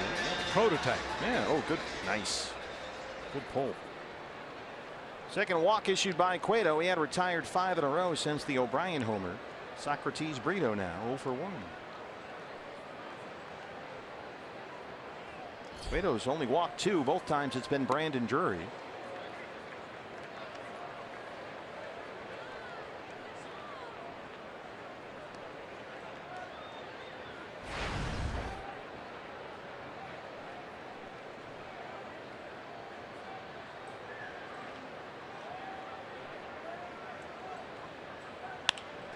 Brito gets it in the air to center for Span. That's the first out in the home half of the 5th. Hey fans, anytime the D-backs score 5 runs or more, Taco Bell is giving away 3 free tacos with the purchase of a large drink between 4 and 6 the following day at participating locations. Here's Tuffy. The start behind the plate tonight. Archie Bradley. And a quick one, lasted only 3 innings. Patrick Corbin has worked 2 innings in relief. There's action in the Diamondback bullpen right now. Kyle Jensen is in the on-deck circle. Pitcher spot is due up next. And it looks like Zach Godley is warming up down there. They have Drury picked off. Cueto with that quick move, and he gets Drury at first for the second out.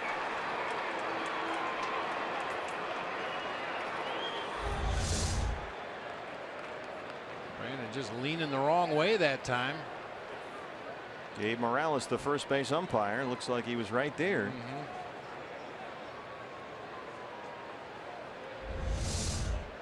So now 2 down, and here's Tuffy. Quick pitch, fastball at 87. So they're ready to hit for Corbin with Jensen on deck and Godley warming up.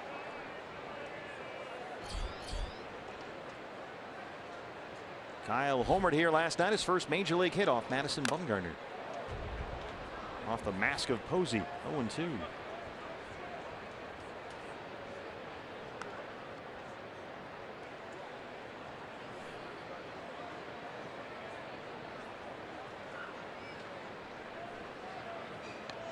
Cueto's been in command all night long. 63 pitches, 40 strikes. He's walked 2, struck out 3, given up only 1 hit. The Peter O'Brien homer in the bottom of the 3rd. Peter hitting for the pitcher Archie Bradley. Missed away, and it's 1-2 on Goes a Wish.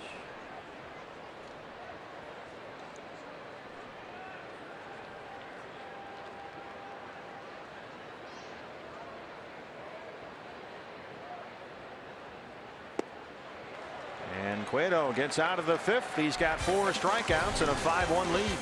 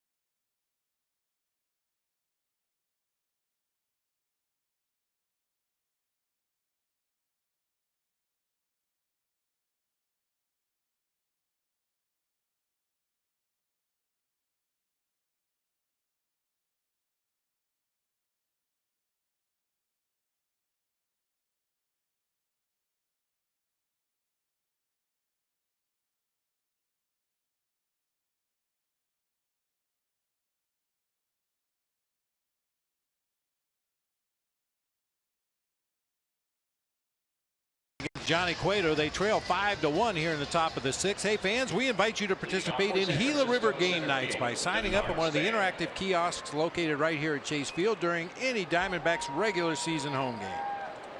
Well, the Diamondbacks did not have to hit for the pitcher there in the bottom of the 5th inning, so Patrick Corbin back out to start the top of the 6th against Denard Span, who's 0 for 3.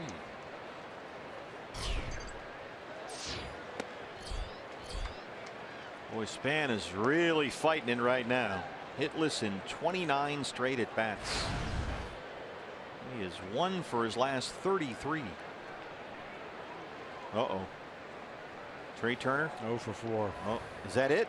Well, there's still no score. Bottom of the 8th. We got Extras. Have to get it in extras. We got you at 21. Can't go off the cliff right now and beat the streak. I'm going to have to call in between innings. Call Dusty.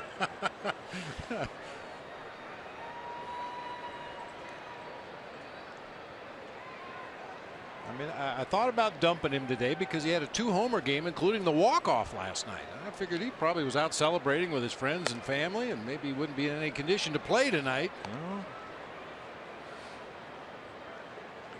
I just have to root for extras. Could happen. Oh, we know that. What makes you say that? Well, Corbin walks the leadoff man, Span. Denard Span 0 for his last 29 and draws a leadoff walk. That'll bring up Pagan, who's 2 for 3, a pair of singles. Left fielder Angel Pagan.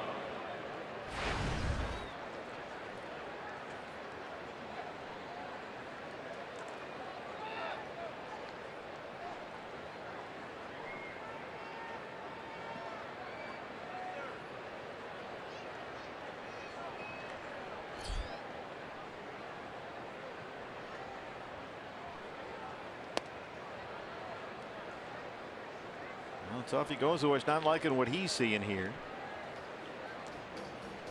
Patrick suddenly struggling to throw strikes. Zach Godley continues warming up at the D-back bullpen, but with a pitcher spot due to lead off the bottom of the 6th inning, you want to see Patrick be able to get through this top half.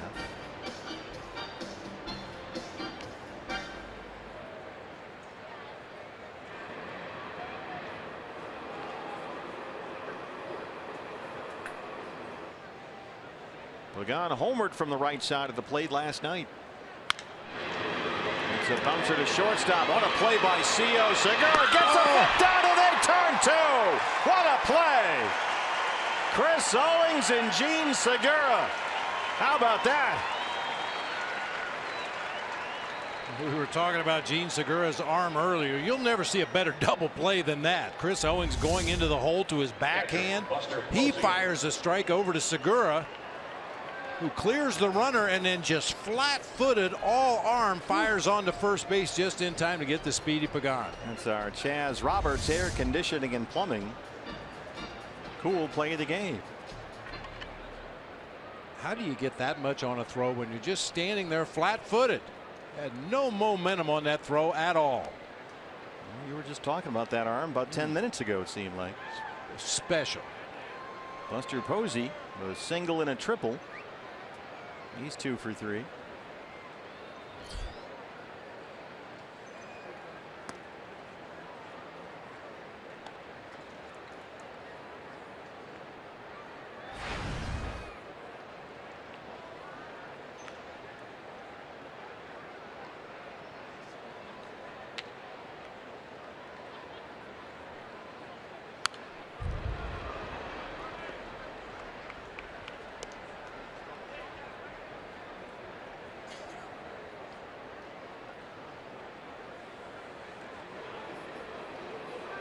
Beautiful night at the ballpark in downtown Phoenix.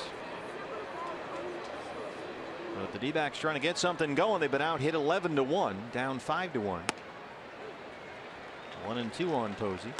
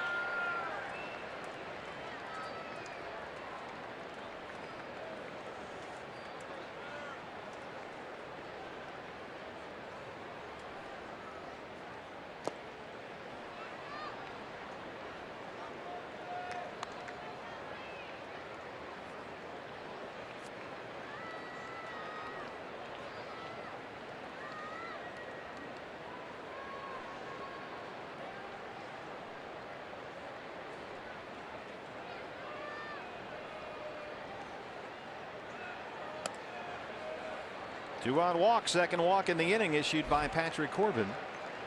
And that'll bring up Brandon Crawford.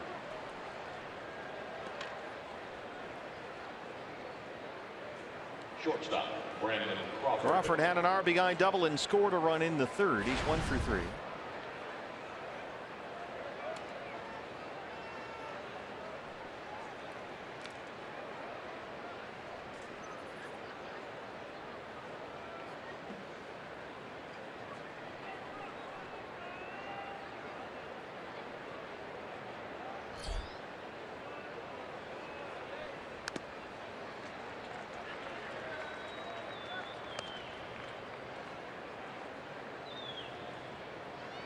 Crawford's double is only hit in the series so far.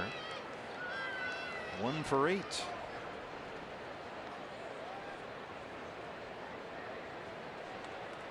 D-backs have done a good job against Brandon Crawford. He's hit just .213 versus Arizona this year. He has homered twice.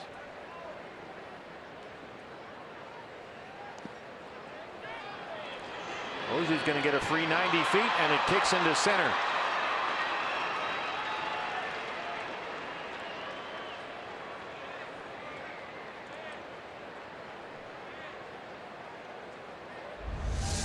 Unfortunately, no further damage done. Breaking ball in the dirt. Buster Posey got a good read down there at first base. Breaks for second immediately. Tuffy's throw was high.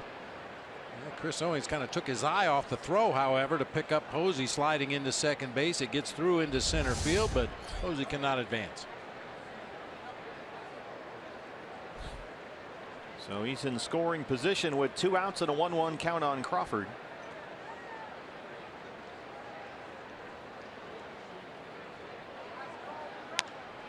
Check swing, Tapper. Corbin's on it, plants and throws, and fires a strike to Goldie. And that ends the inning. Bottom 6 coming up. D-backs still just 1 hit. They trail it 5-1.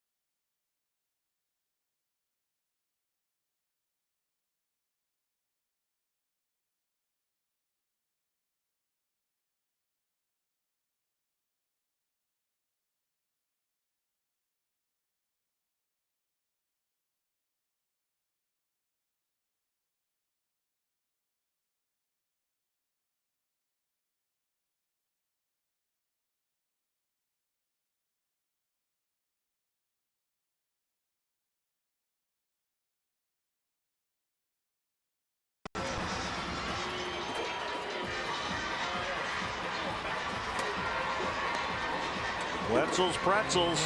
You can smell the cinnamon from just below our broadcast position. Roof and panels open. Just a beautiful night here at Chase Field. It's the Giants and the Diamondbacks. And fans, if you can't watch the games on TV, you can stream them live on your mobile device with the all-new Fox Sports Go app. Just download the app and take Fox Sports Arizona and D-backs baseball with you wherever you go. Pitcher spot will lead it off against Johnny Cueto, and Phil Gosselin will take the at-bat. He'll hit for Corbin. Phil 279 and 2 homers. He struck out as a pinch hitter last night.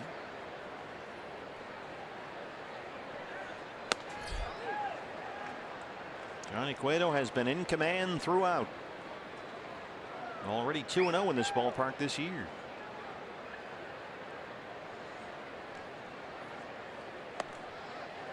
Gosselin hitting for Corbin, who was on in relief of Archie Bradley. It was a rough and short night for Archie tonight. He went only 3 innings, gave up 5 earned runs on 8 hits and walked 2. Giants got 4 in the 3rd. And Corbin has turned in 3 innings of relief, and now they'll hit for him here. Looks like Godley will get the 7th. It's pretty easy to figure out why Johnny Cueto's had the success he's had against the Diamondbacks here tonight, holding him to only the 1 hit, the Peter O'Brien home run. He's had 5 0-2 counts. This is his 4th 1-2 count. He's only had 2 3-ball counts, both to Brandon Drury. Strike 3 on the outside corner, and he's had 6 at-bats where the Diamondbacks were retired in 3 or fewer pitches. Wow. Second baseman, got the call from Bob Davidson, even though it was clearly not a strike. And in fact, not even close. Gene Segura 0 for 2. 1 hop to Panic. Another quick out for Cueto, 2 down. I mean, yeah, if this is your first time seeing Johnny Cueto, you might be mistakenly assuming that this guy is just a novelty out there on the mound because of all the different wind-ups and the hair and the physical condition or lack thereof. This guy's been one of the best pitchers in baseball over the last 6 years. Only Clayton Kershaw has a lower ERA over the last 6 seasons than this guy. Well, there's a reason the Giants stepped up to the table. There's a quick pitch right by CO.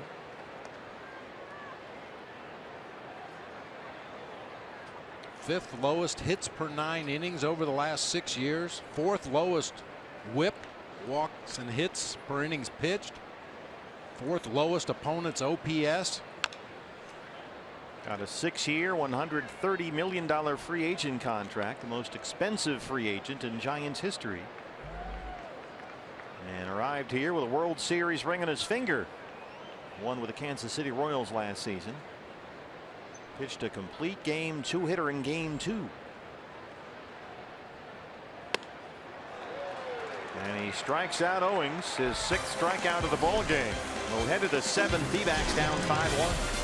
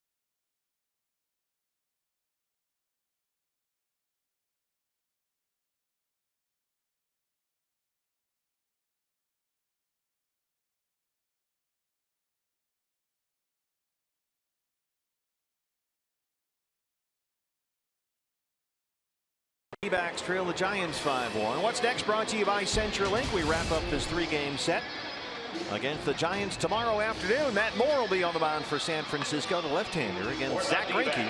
12-5 with a 4.54 ERA. First pitch at 1:10. Diamondback Live pregame show at 12:30 on Fox Sports Arizona. Third pitcher of the ball game on in relief. It's Zach Godley. Zach came out to start the 10th inning last night.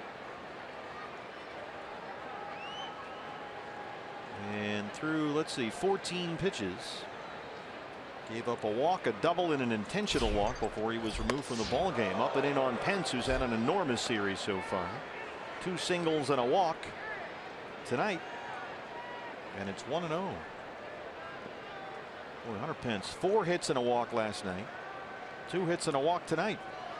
He scored 4 runs last night. He scored twice tonight. How are we looking?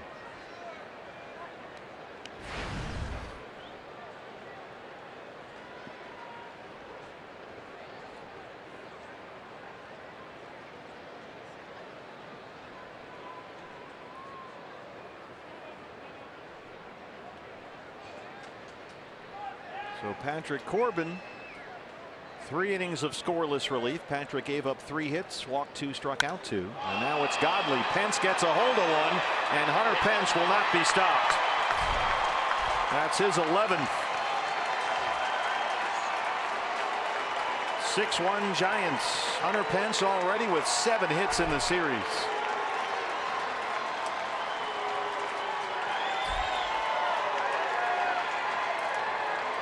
We had a 3-hit game Wednesday for the Giants at Coors Field. 4 hits last night.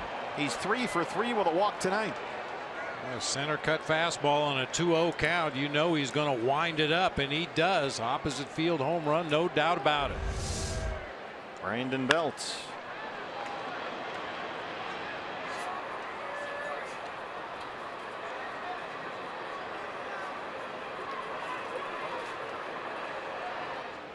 Boy, they missed Hunter Pence. He was out almost all of June and July, nearly 50 games with that right hamstring problem. But he is smoking hot right now.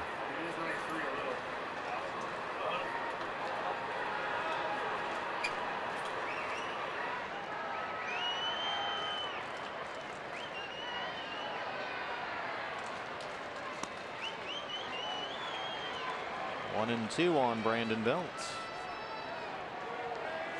Belt 0 for 3. He struck out twice. Johnny Cueto so far given up just one hit. 6 innings. He's walked 2, struck out 6. D-backs 1 hit was Peter O'Brien's pinch hit home run in the 3rd. Hitting for Archie Bradley. They've been out hit 12-1. There's the defensive shift for the D-backs.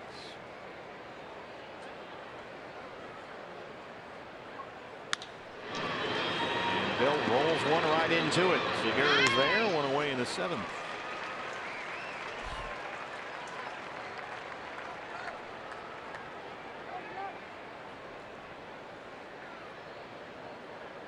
Joe Panik now. Second baseman. Panik had an RBI double in the 2nd inning. He's 1 for 3.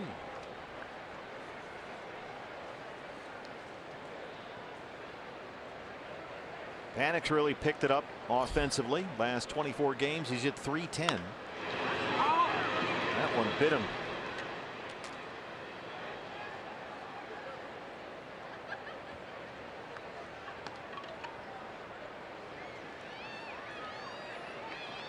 Joe Panik, his 3rd season with the Giants, had his share of injury issues already. Played in only 100 games last season because of back problems. Missed some time this year with a groin injury in May. Then a concussion this summer cost him almost all of July. Missed about 30 games.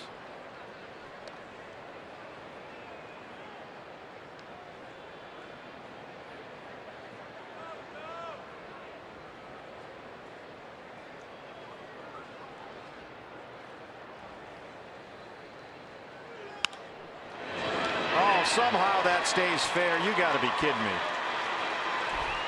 He just squirts it the other way, just spinning toward the 3rd base bag, but it just hit in front of that line. And Panik has his 2nd double. It'll look like a line drive in the box score tomorrow, but we know better. Sinker down and in. Just kind of slashes at it, catches it off the trademark of the bat with a lot of English. Hits in fair territory, and then look how far into foul territory that went. That's how much English there was on that drive. Quick feet by Dale Scott down there at 3rd to avoid that live ball.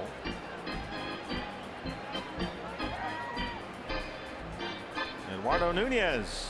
He's been aboard all 3 times, 2 singles and an intentional walk. That's after Nunez had 2 hits in the ball game last night. Joe Panik at 2nd, 1 out and 1 run in on the Pence homer.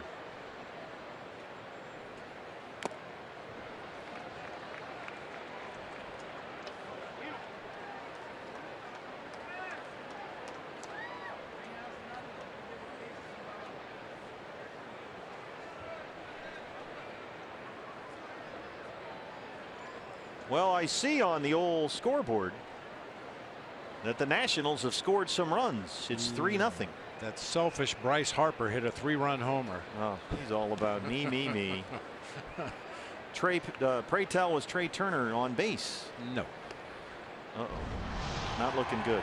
Not looking good at all. I need the Phillies to score 3 in the top of the 9th.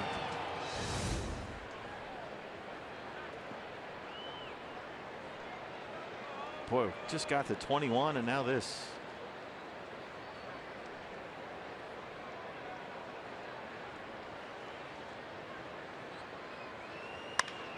Oh, Nunez is at it again. He's got another hit. Here comes Panik.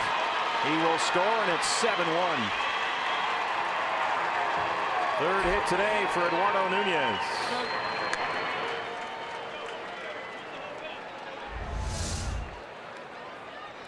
Middle infielder split wide apart. Nunez hits one off the trademark himself, but right back up the middle of the field.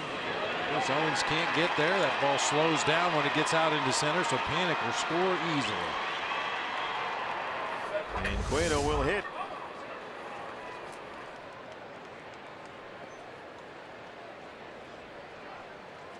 Cueto laced an RBI base hit to right field back in the third. Also had a sacrifice bunt in the ball game. Struck out his last time up against Patrick Corbin.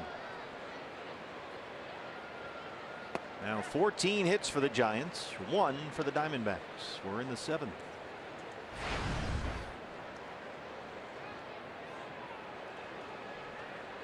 I had to listen to Mike Krukow and Dwayne Kuiper on Giants television yesterday bemoaning the Giants offense. They went to Colorado and got shut out. Couldn't string together 2 hits. Must have been talking about a different team. Yeah, no kidding. Pops up that bunt attempt, foul. 0-2 on Cueto.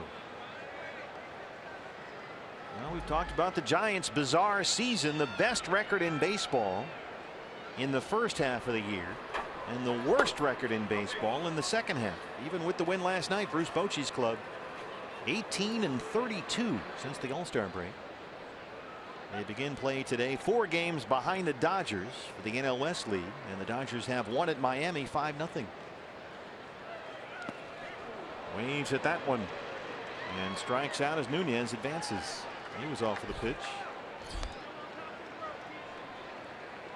Follow Arizona Diamondbacks baseball live with the MLB.com at Bat app. Stay up to the moment at any moment with game day, live game video highlights, StatCast, news, and more. Download MLB.com at Bat, the #1 app for live baseball on your phone and tablet. Denard Span 0 for 3 with a walk. And 1 for his last 33 at the plate. Giants are in real danger here. 4 back of the Dodgers, now 4.5 with LA's win at Miami. They're also hanging on to that first National League wild card by only a half game over the Mets. And right now the Mets and Braves are tied up in extra innings in Atlanta 3-3. 0-2 on Span.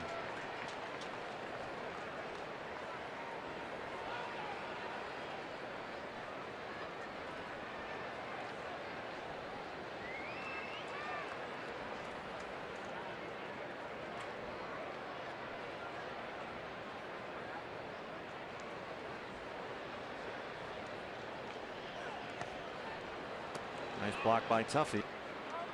Well, we're sad to report, BB, that you got to 21 on Beat the Streak. A Bud Light Colada. And it snapped right back to 0. That's all right. Start over fresh tomorrow. I think Trey Turner needs a day off. Well, the amazing thing is you got off Trey Turner on the one day that he didn't get a hit, then he got right back on. Yep. Your timing was perfect.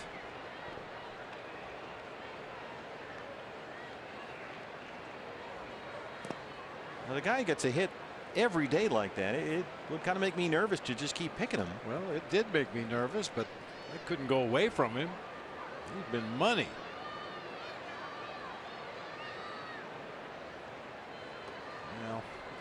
Well, we start over at 0. Yeah, I might start picking some really off-the-wall picks from now on. It was a good run. Yeah. You got up. The first one was right at 20, was it? I think I got to 18 or 19 first time. All right. Full count on Span, 3-2 with Pagan on deck. And I'll say it again, it just makes it all the more remarkable what Joe DiMaggio was able to do. He was actually going out and getting hits, not just picking who was going to get a hit. It's Olden Joe, 56. You can play Beat the Streak. Sign up at MLB.com. Just pick 1 or 2 batters a day and try to put together a hitting streak. You can pick any player, any team, any game. It's about as simple as it gets. You don't have to be a genius to figure out how this works. Obviously. Well, just a matter of making the right selections. That's right. And if you picked a Diamondback today, so far the only winner is Peter O'Brien, who had a pinch hit home run in the third. 3-2 to Span. fly ball to center for Brito. Socrates has it, and Godley is out of the 7th. Giants get 2 more. They lead it 7-1.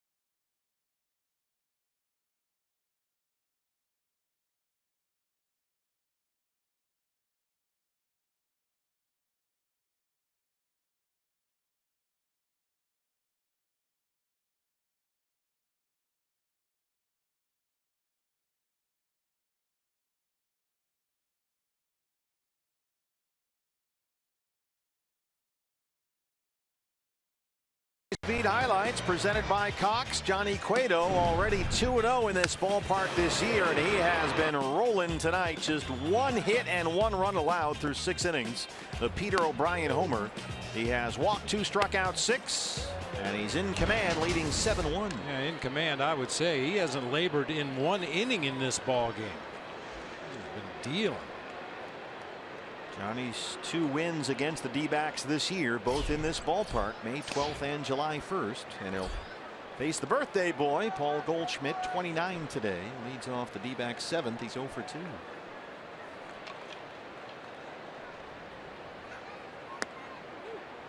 Cueto struck out 9 Diamondbacks in 7 innings. He won here May 12th. Then again 9 strikeouts in 7 on July 1st. 5-1 career in this ballpark with a 3.83 ERA. And the crazy thing is the Diamondbacks have gone to San Francisco and beaten Cueto twice this year. His 5th start against the D-backs this season. So much for the home field advantage. Weird, wild stuff.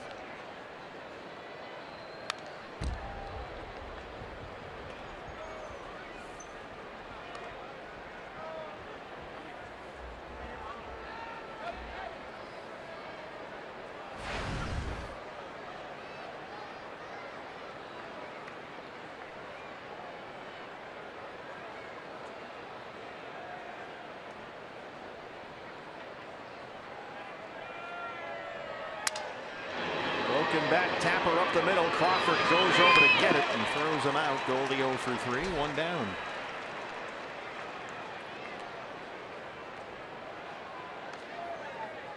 Third baseman, Jake Lamb. Jake Lamb has struck out, grounded out 0 for 2. Trying to get Jake's bat going here. He's hitting only .201 since the All-Star break. Does have 8 home runs in the second half of the year. Now 28 for the season, but Jake in his last 27 games is hitting under a .150.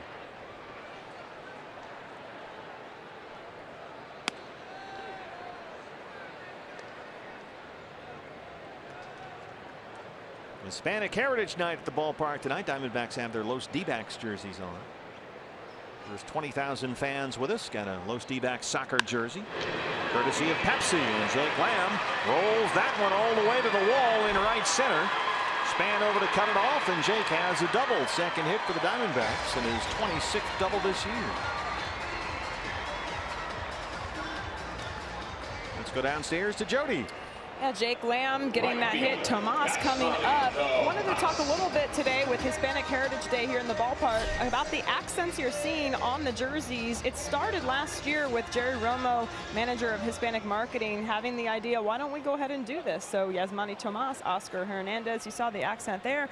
And then Major League Baseball this spring really encouraging it, and a lot of players enjoying it, being able to have a Latin flair on their jersey. And you see more and more guys doing it. I want to be as accurate as possible. Yeah. It's a good idea.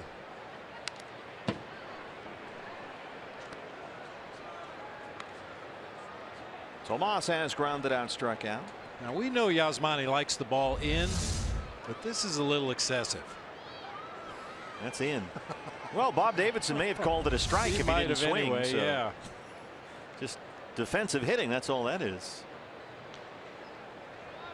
Now.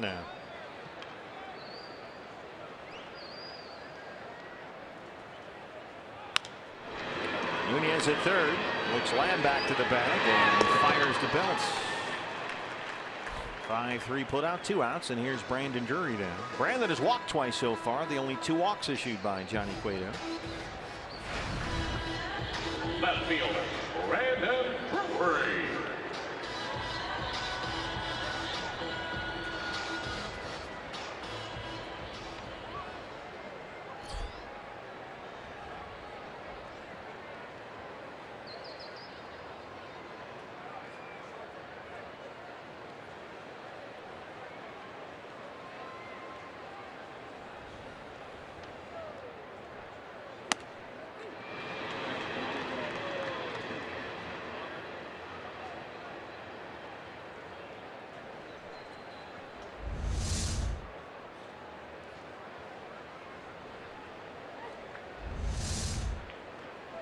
Is there a new memo that we missed? I don't know. We must have.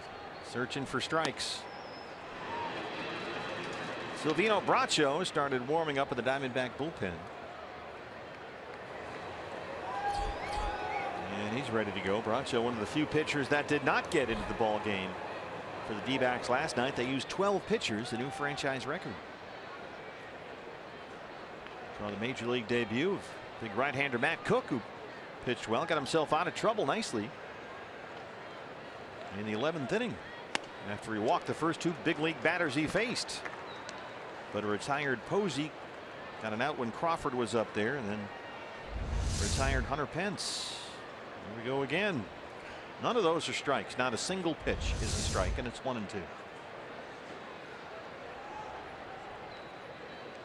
0 strikes.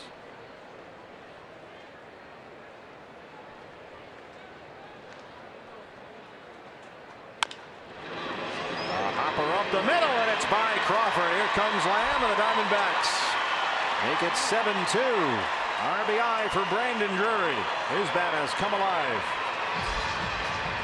Brandon hitting better than .360 in his last 13 games, and he knocks in the second run. Pretty tough to drive in runs when you only get 1 pitch per at bat to swing at. In the hole 1 and 2 because of a couple of bad strike calls, and Brandon goes into his 2-strike approach. Just bumps one up the middle of the field for an RBI base hit.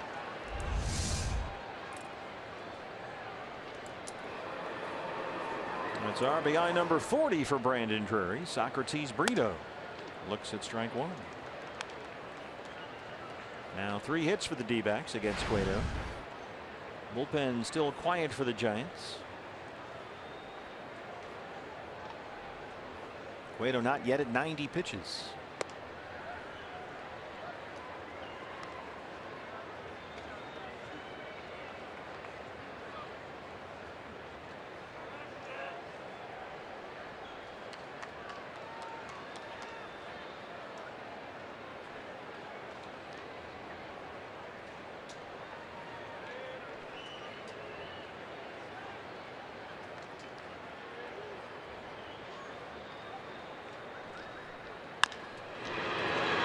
Brandon Belts.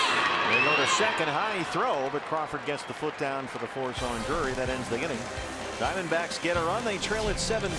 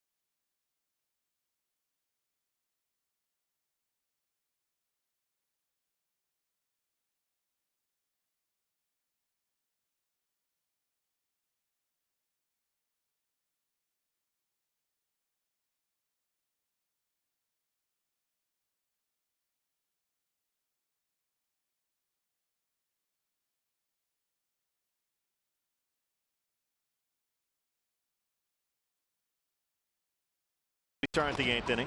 A fan's first 10,000 with us, 21 years and older, can get the final giveaway of the season, the D-backs beer stein. That's coming up Saturday, October 1st.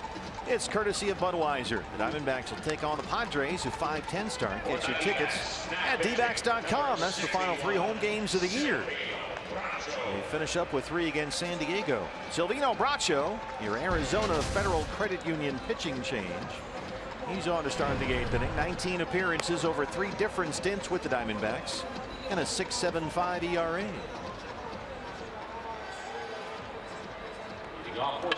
Bracho came on in the 5th inning Monday at Dodger Stadium last time he pitched after Zach Greinke had given up 5 home runs, 4 in the 5th. And he retired Josh Reddick to finally get the Diamondbacks out of that inning. The only batter Bracho faced in his last appearance, and now here he is. So it's been nearly a week. It'll be Pagan, Posey, Crawford 2, 3, and 4 in the Giant 8th. Pagan 2 for 4, couple of singles. He scored a run tonight. And the first pitch is a strike. It's 0-1.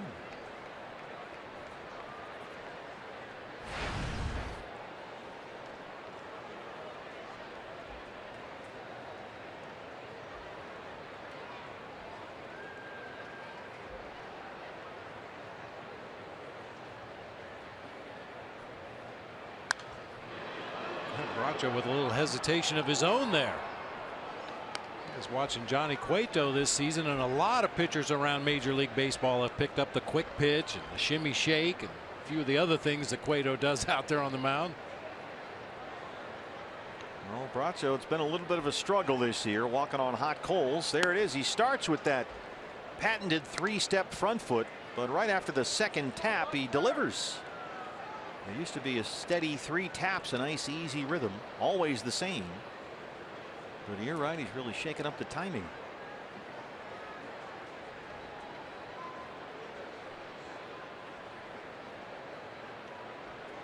One, 2. He's cut out a tap.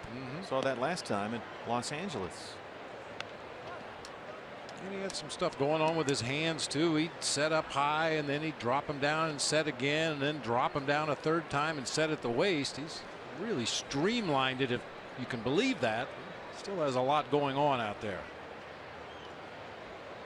This is a 3-tapper. Right behind Bill Hayes coaching at first, and it stays 2-2 on Pagan.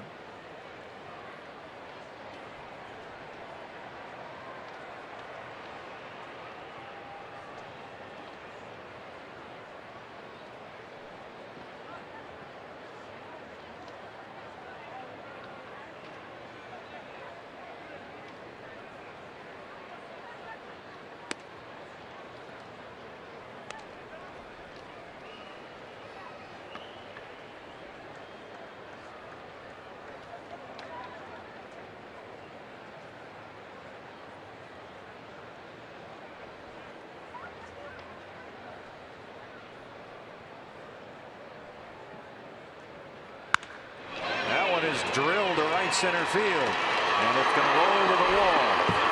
Pagan's got his 3rd hit tonight. He's headed for 3rd, and he's in there with his 4th triple.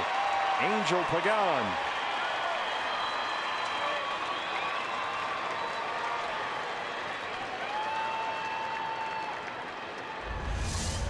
Catcher, Buster Posey. Right down the middle of the plate, just below the knees. Angel Pagan just jerks it into that gap all the way to the 413 mark in right center. Easy leadoff triple for Pagan. Buster Posey has singled, tripled, and walked tonight.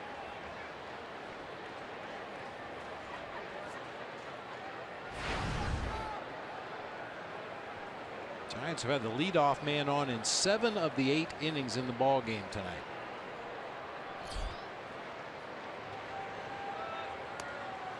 And that one gets through Tuffy. Pagan will score, and it's 8-2.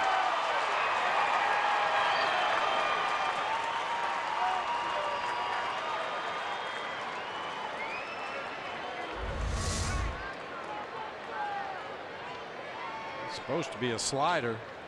Kind of backed up on Tuffy that time. Never really took the break, and by the time he reacted, it just tips off his glove all the way to the backstop. Another run on a wild pitch.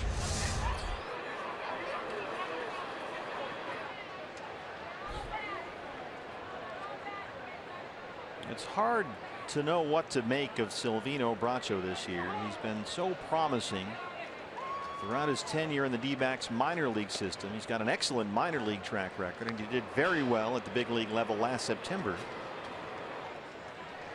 Named by Baseball America as the pitcher with the best control in the Diamondback minor league system heading into this year. And he's been a very good closer everywhere he's been. Last 3 seasons he's been the saves leader in the Pioneer League, the Midwest League, and the Southern League as he's moved up the charts. Looked very good with the Diamondbacks last year, just over 12 innings, 17 strikeouts and only 4 walks, a 1.46 ERA. But it just has not been there all year long. And he had a very rough first day of the season after making the opening day roster. Bracho came on and gave up a big home run to Nolan Arenado, the first batter he faced this year, and it's sort of been downhill ever since. 3-1 to Posey. Sky high pop up first base side. Goldie and Segura. Jean's got it. That's out number 1 in the 8th.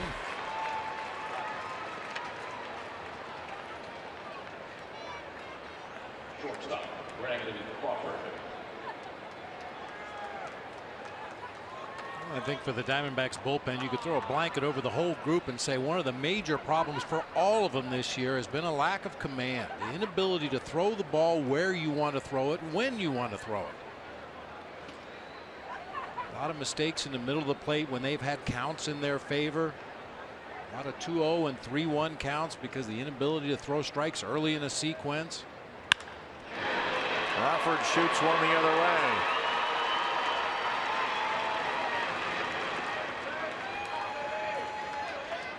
We've seen Wellington Castillo and Tuffy Gosewish and earlier Chris Herman behind the plate look like goalies at times. They'll give a target low and away and have to dive up and in. They'll give a target inside and have to dive over in the left-handed batter's box. I mean, it's one thing to miss your spot, you know, by 6 inches. It's another thing to miss your spot by 6 feet. A lot of balls to the backstops this year. They have almost literally not been able to get Hunter Pence out in this series. Pence had 4 hits and a walk last night, doubled twice, scored 4 runs. Tonight, 2 singles, a homer, and a walk. He scored 3 runs.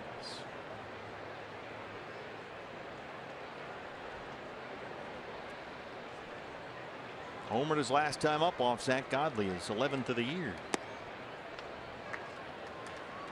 Crawford on at first with a base hit there. We mentioned last night the top 4 hitters in the Giants lineup went a combined 1 for 22. The Angel Pagan home run being the only hit. Tonight they are 7 for 18. Wow.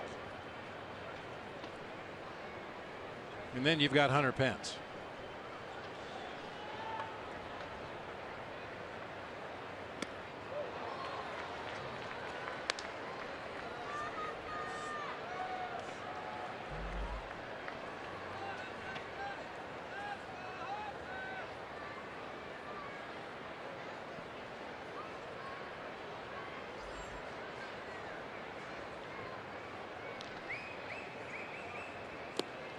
Pence starting to get a little banged up. His first 2 full seasons in San Francisco, he played in every single game. But last year he was held to just over 50 games with a whole bunch of different injuries, forearm and wrist injuries, a left oblique strain.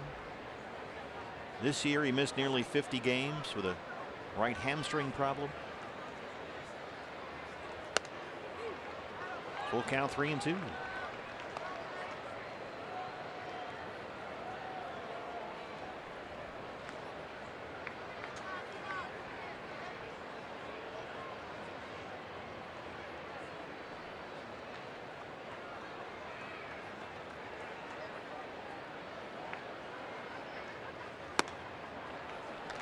Ball 4.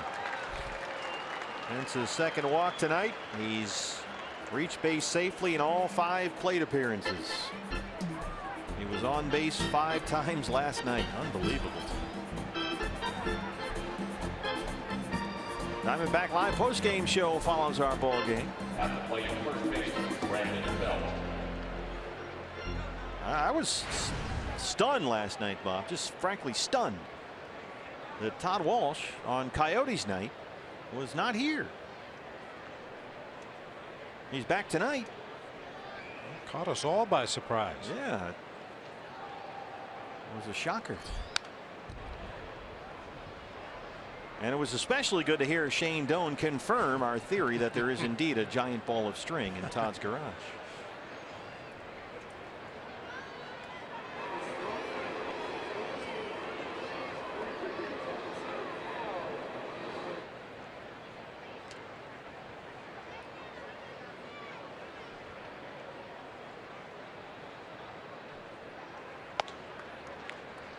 One and one on Brandon Belt, who's 0 for 4. A couple of strikeouts.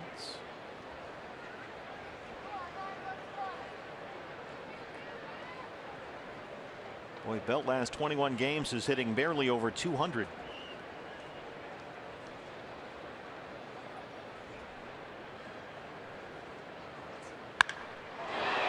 Gets into one here. Deep center field. Brito looking up.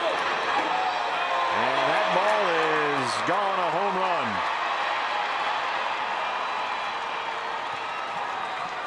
First base umpire Gabe Morales signaling home run.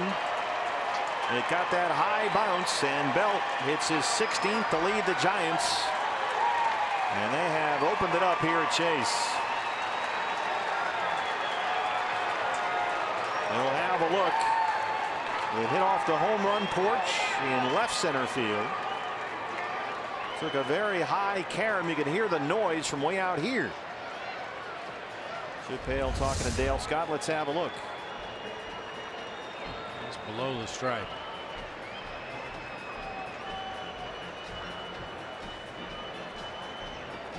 Everybody was running wildly around the bases. Gabe Morales, as they rotate over, came over from first base and signaled home run.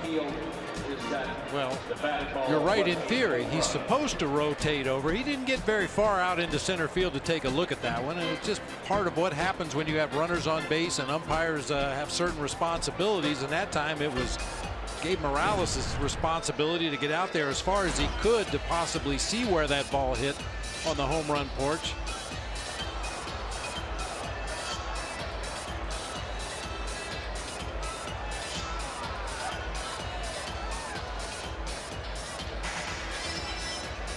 So this is a boundary call, which is subject to an umpire review. They want to make sure they get these right. Sometimes you get these tricky caroms and bounces off some of the architecture in these ballparks, and you got to take a look. This review is an umpire crew chief review.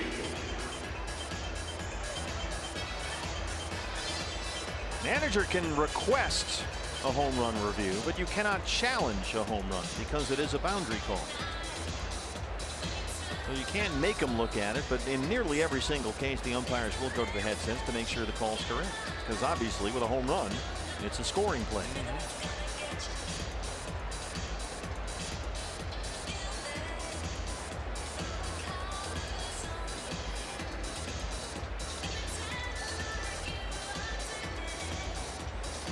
I'm surprised it's taking this long.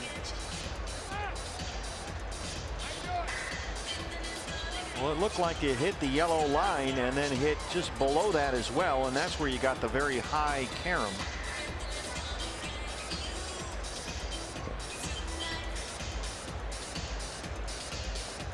And here comes the word from New York.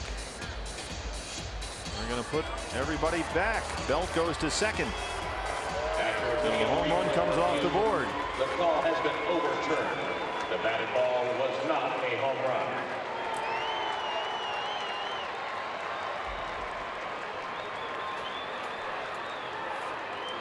Chip's probably going to try to argue that Hunter Pence should go back to third base.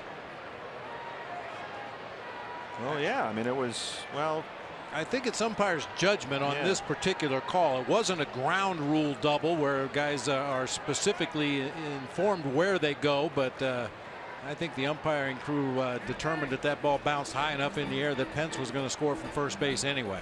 And placement of runners on boundary calls like that one are reviewable, so we'll just presume that they also looked at that while they were looking at the play. That may have been why it took so long. In any case, it's 10-2 Giants, and Bracho exits. Here comes Dominic Leone back after this.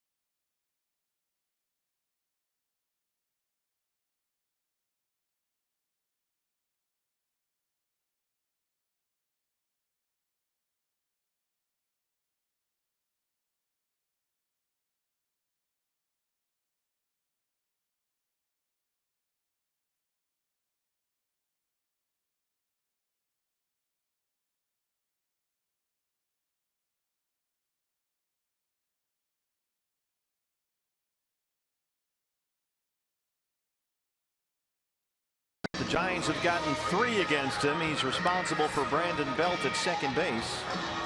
And the new pitcher is the right-hander Dominic Leone. His 22nd appearance of the year, an ERA of 7.59. We talked about the Giants struggling offensively coming into this series.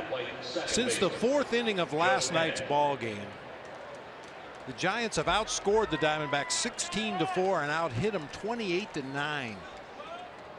Mitch Haniger takes over in center field. He'll bat 9th. Pitcher spot is now 7th in the D-backs order. Here's Joe Panik.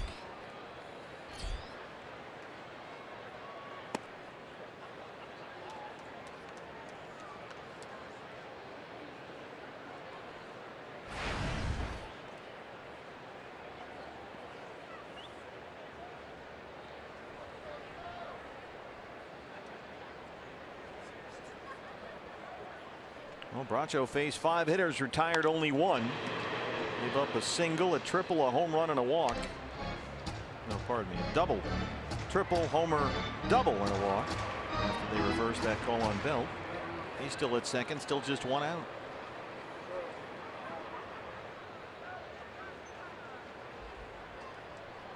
Panik has a pair of doubles, and RBI. He scored a run.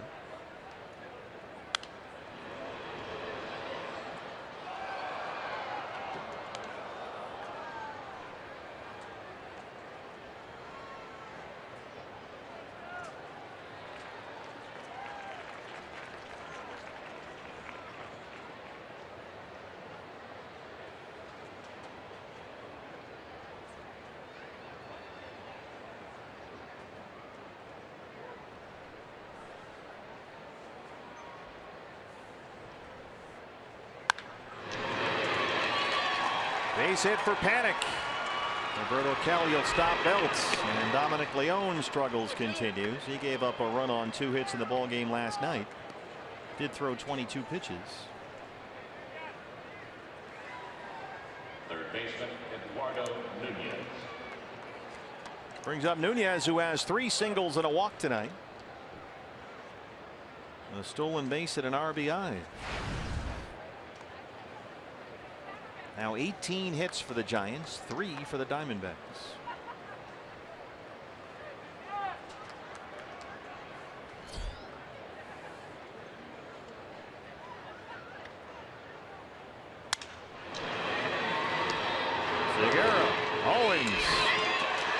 throw gets by Goldie as Bell comes in to score the 11th Giant run.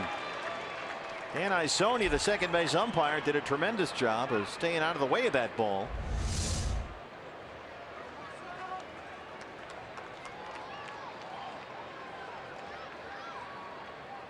Just the speed of Nunez. Ball does get away from Goldie there at the tail end of the play. Really didn't have any consequence.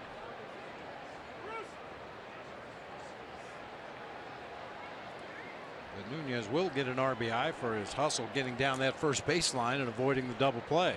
And they'll hit for Cueto with an 11-2 lead. Connor Gillespie now.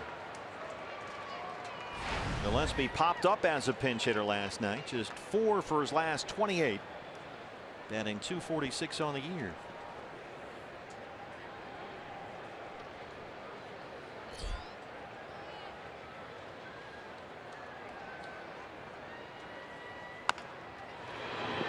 The tapper to first for Goldie, and that ends the inning.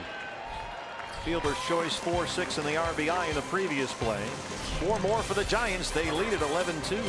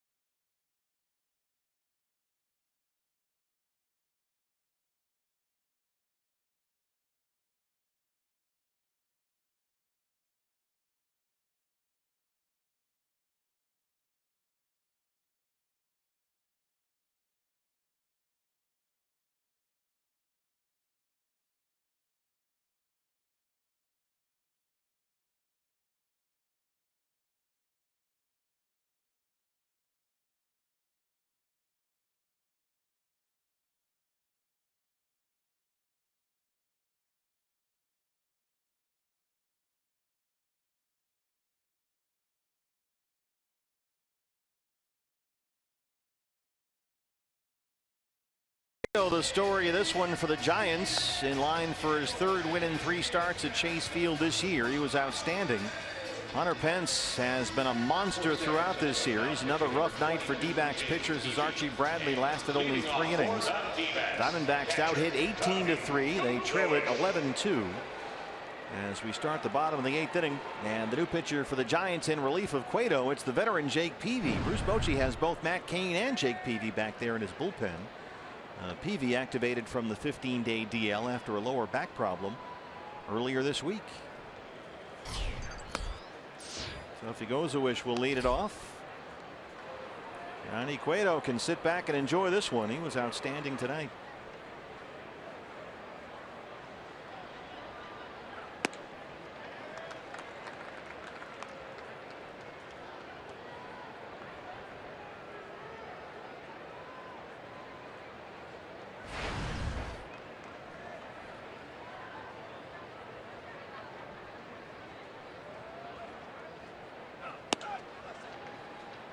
You hear Jake Peavy yelling and screaming at himself out there on the mound. Really gets frustrated when he doesn't execute pitches the way he thinks he should. And occasionally opposing hitters and umpires think that he's yelling at them. He gets fired up. 15 years in the big leagues and he's still as intense as ever.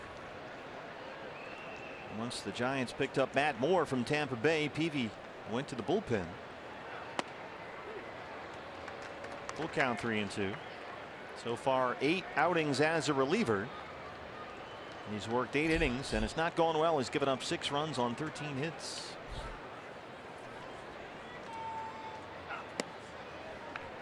A leadoff walk to Tuffy starts the 8th.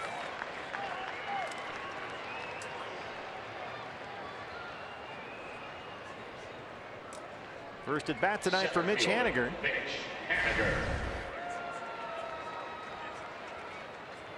205 and 6 RBIs in a dozen games of the Diamondbacks. He was 0 for 5 last night.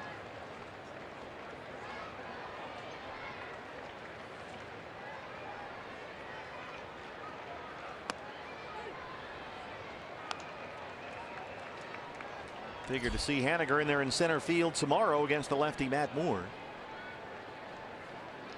A.J. Pollock out with that groin injury suffered in the ball game last night.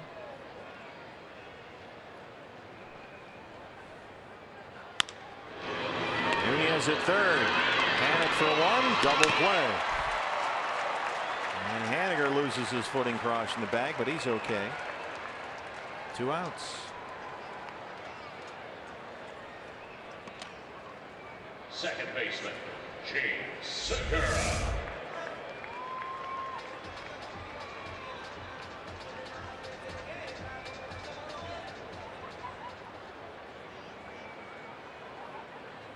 I just caught that left foot. It looked like on the heel of Brandon Belt as he crossed the bag down there at first.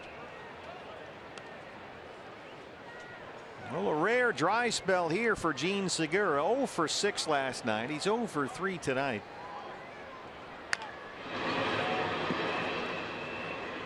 Right now 2 for his last 22 up there.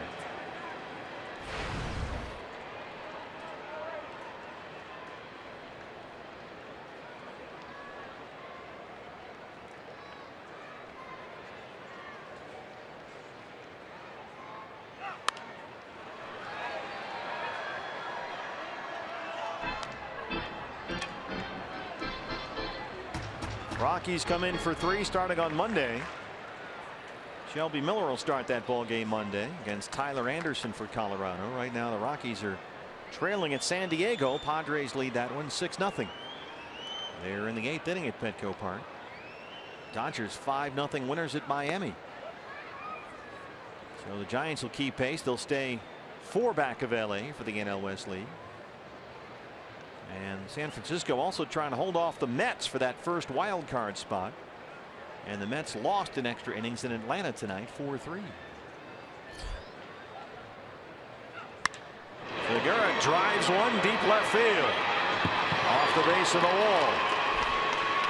Pagan over to pick it up, and Gene Cruz is into second with his 36th double. Just the 4th hit tonight for the Diamondbacks. Maybe that'll be the one that gets Gene going again. A cement mixer slider meant to be down low and away right over the middle of the plate. A little more elevation. He probably hits that ball out of here, as it is a line drive halfway up the wall in left center. Well, we need a hit right here for Chris Owings. CO's hit safely in 7 straight, but 0 for 3 tonight. After a 2-hit game last night for him. Bob Brenly's streak has already bitten the dust. Yeah. Stopped cold at 21 on Beat the Streak. So we got to keep CO going here. There's a strike 0-1.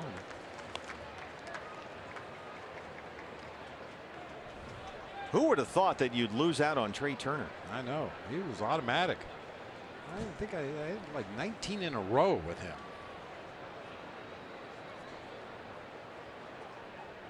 Well, now he's just another DJ LeMahieu as far as I'm concerned. You want to get on that list. There is a theory in the truck that you went to the well once too often there. Well, live by the sword, die by the sword. I thought about that. Yeah, Turner before tonight was 19 for 19 when I picked him. That's unbelievable. It's amazing. It is amazing. And the one time you didn't pick him was the one time he didn't get a hit. Took it over. Thought we had a thing, you know, it's telepathy. I'm a little worried now about an awkward moment when we go there later this month.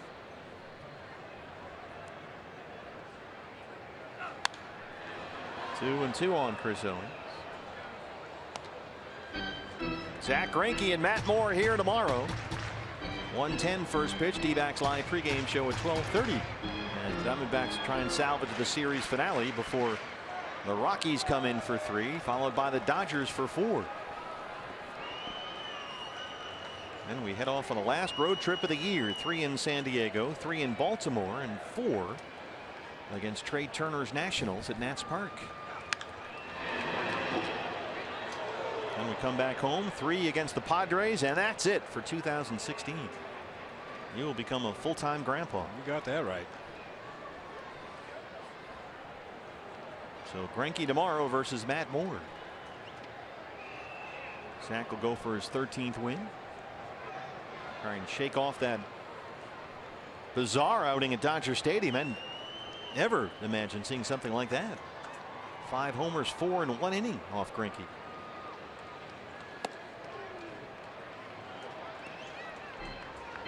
Yeah, when Zach gave up those 4 in 1 inning, I said, you know, when something like that happens, one of the first things you do is wonder, is he tipping pitches? Is somebody tipping off the hitters? But even if you told the hitter what was coming, it would be hard to hit 4 home runs in 1 inning. You bet. If they knew what was coming.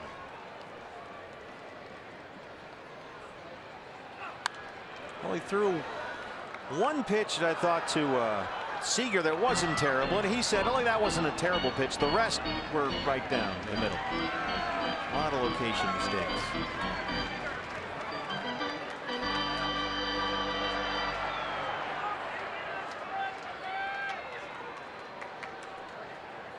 Good battle here by Chris Owings, 3-2. Trying to extend that hitting streak to 8 games. Got Segura at second and 2 outs.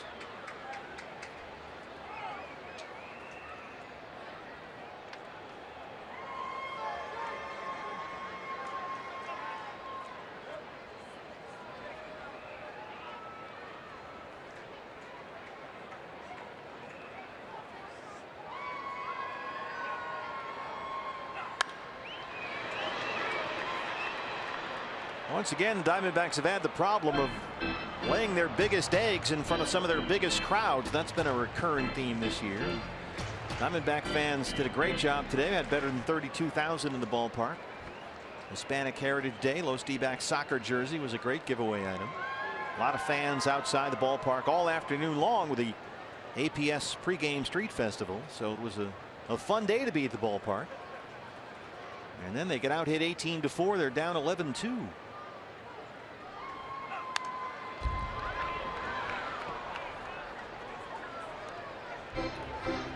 Pitch from Jake Peavy to Chris Owings will be number 10 in this at bat. What a battle. Trying to extend that hit streak.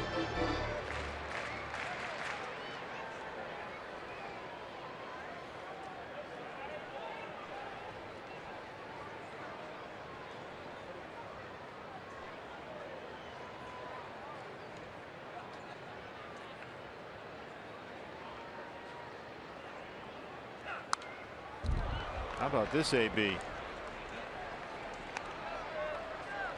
End of the year, there's going to be no getting around the fact that it seems playing shortstop every day after everything Chris went through trying to learn the outfield has done wonders for his offensive game. Certainly appears like it. We gave the numbers a few days ago, the difference in his offensive numbers as a center fielder and as a shortstop.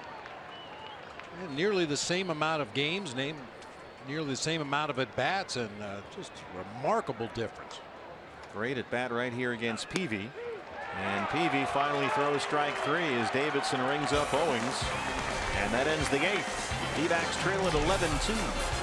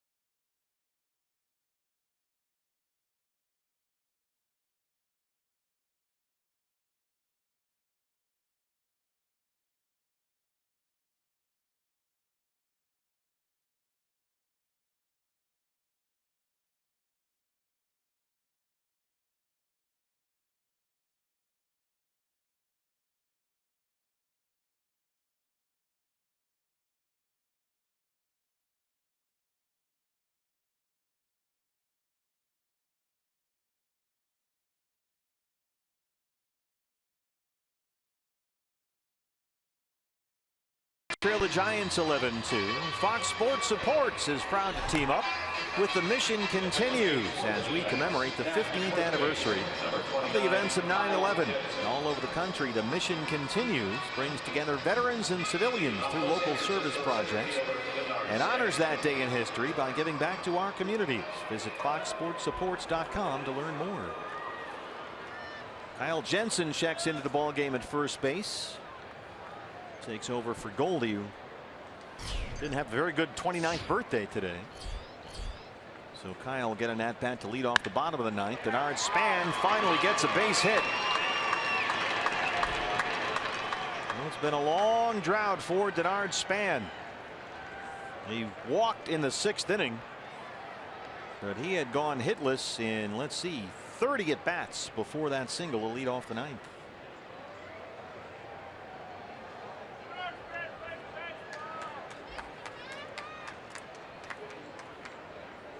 Big Mac Williamson will hit for Pagan now. Williamson batting .238. He's got some power, 6 homers. He was recalled just about a week ago after spending all of August in the minors. Barely had a chance to get up into the on-deck circle. Denard Span swinging at the first pitch in his at-bat, ripped it into right field for a base hit.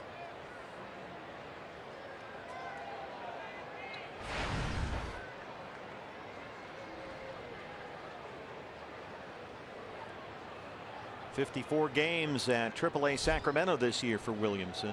Hit .269 with 11 homers.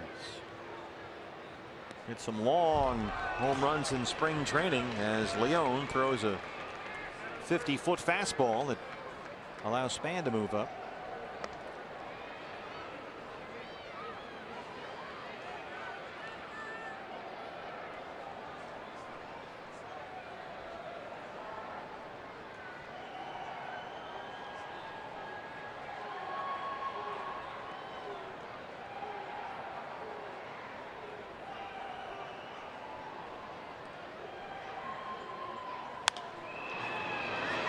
That's going to reach the seats. Some baseball fans here in the Valley may remember Mac Williamson. Played in the Arizona Fall League, had a big Fall League with Scottsdale. They won a championship. He had .370. Arizona Fall League getting ready to spring into action coming up next month. Diamondbacks will have a whole bunch of players on the Salt River Rafters team. So if you're looking for more baseball, don't forget Arizona Fall League coming up all over the Valley. Broken bat, look out. Oh, that almost got Span. How about that play at third by Jake Lamb? Well, that broken shard end of the bat was coming right at Span. In the meantime, Lamb comes in from third and makes a tremendous defensive play. A lot of things going on right there. You see the barrel of that bat out there on the left side of the infield. Jake Lamb comes into your picture, makes a great bare hand throw to first base to get the out. I really think if it weren't for the bat, he would have gone to third base. Everybody's going to get a chance to hit now. Trevor Brown will bat for Posey and presumably stay in the game and catch the bottom of the ninth. 280. Oh, there's Trevor Brown. 250 and 5 homers.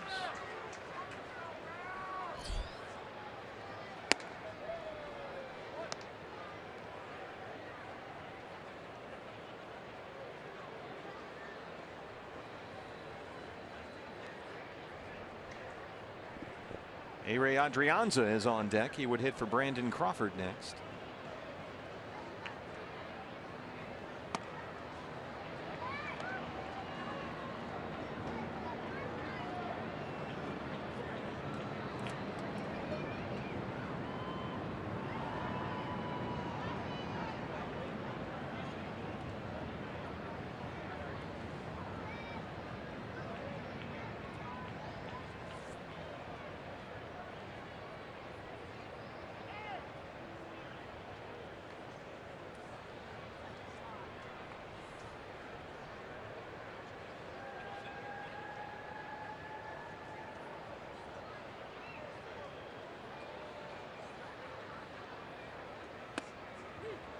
One and two.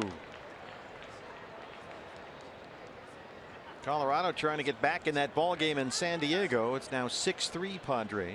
Bottom 8 at Petco Park. Dodgers 5-0 winners in Miami.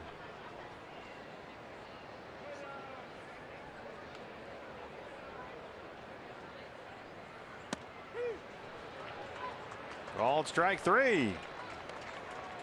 First strikeout for Leone. Get a check of Bob Davidson here. It's good enough. Yeah, sure. Adrianza will hit for Crawford now. Brandon Crawford, number 1, A-Ray Adrianza. Adrianza just 30 games with the Giants this year, batting .289 and a homer.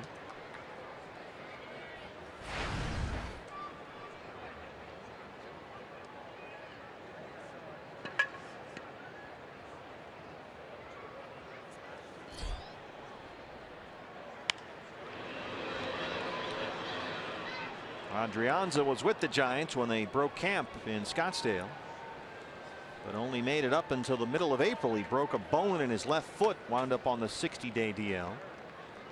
Missed almost 100 games.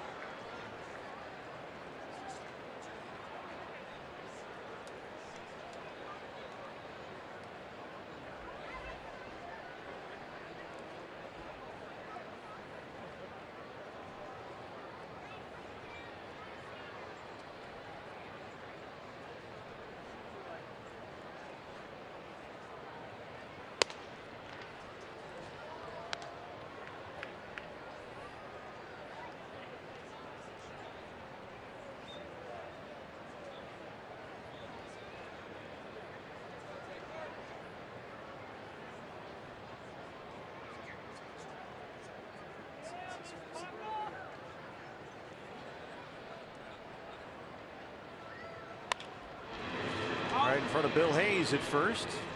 Still 1-2 on Adrianza.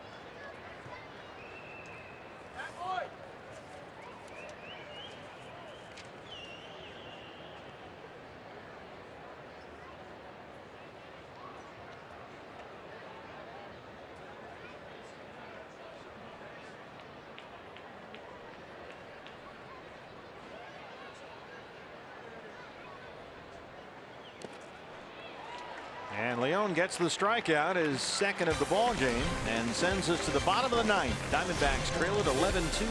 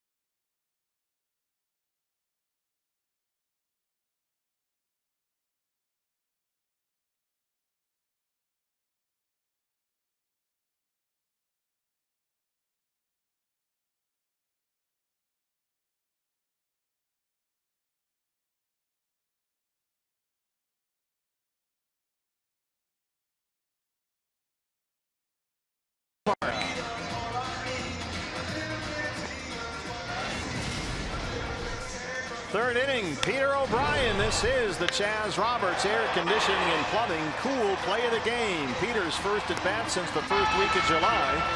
Heading for the pitcher, Archie Bradley, and he homers off Johnny Cueto.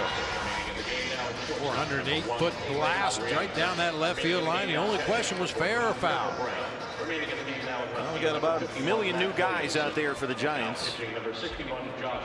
Josh Osich is the pitcher. He'll work the ninth inning, his 53rd appearance of the year. Whole new batteries. Trevor Brown replaces Buster Posey behind the plate. The outfield for the Giants, left to right, is Williamson, Gorkys Hernandez in for Span, and Kyle Parker in for Hunter Pence. Kyle Jensen is first at bat tonight. Took over for Goldie in the top half of this inning at first base, and he takes ball one. So there are all the changes. Adrian's at shortstop for Crawford. Williamson, Hernandez, and Parker the outfield left to right. Brown behind the plate.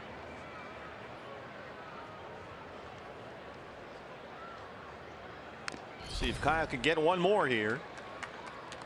A big moment for him. Boy, he's going to remember that every day for the rest of his life. A home run off Madison Bumgarner last night for his first major league hit. It was a great moment.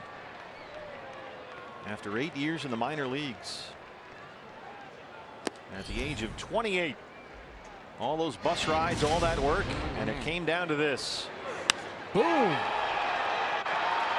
Watch the reactions in the faces of his teammates.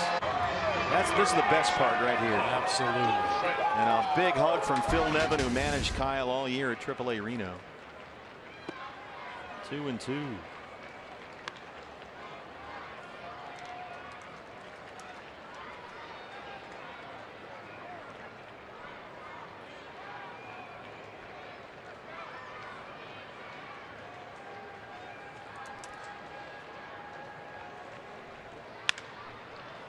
Nunez backs up at third. Long throw. He's got a big arm. One out.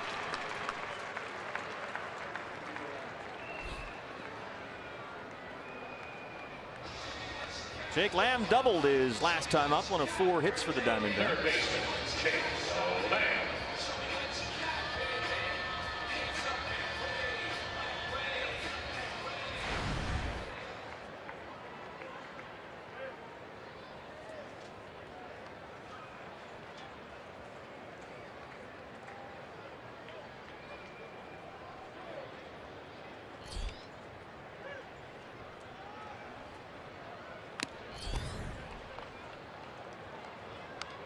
Believe it or not, in this year of the evolution, the date is September 10th. This is the first time this year the Diamondbacks have worn the Los D-backs jerseys. They've worn everything else. But the Los D-backs making its first appearance this year on Hispanic Heritage Day at the ballpark.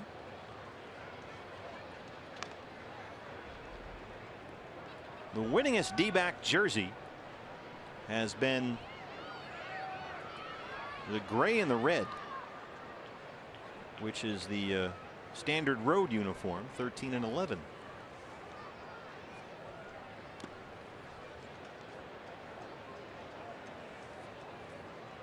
That one nicely modeled.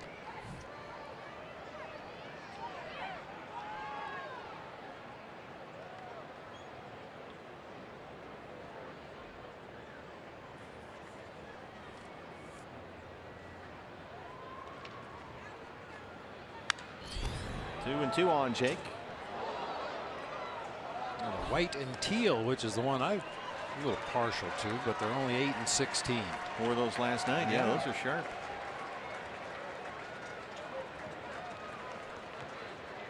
Got another Throwback Thursday coming up on this homestand. Thursday against the Dodgers. Oh, that's right. The last one of the year. So far 1-3 in the purple. Get your tickets for that at dbacks.com. We'll see you Thursday against the Dodgers as Lamb strikes out.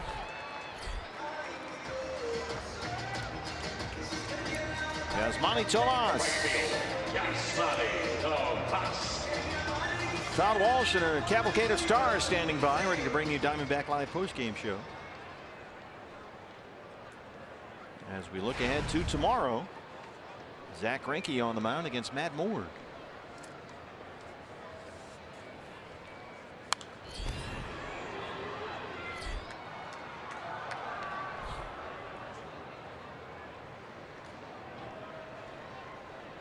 Energy was a little down last night for the Snake Talk radio program.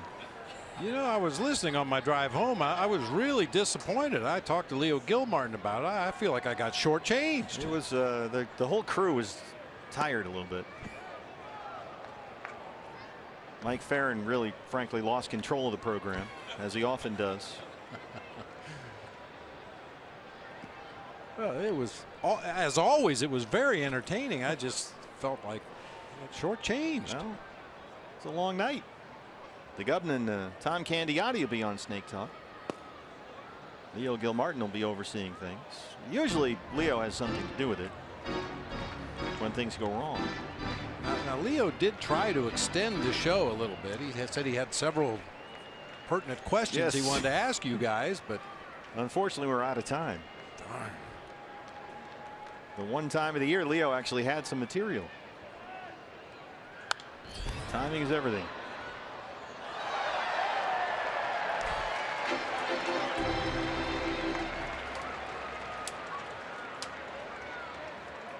So the Giants with a win, they'll stay 4 back in the NL West. Dodgers won at Miami.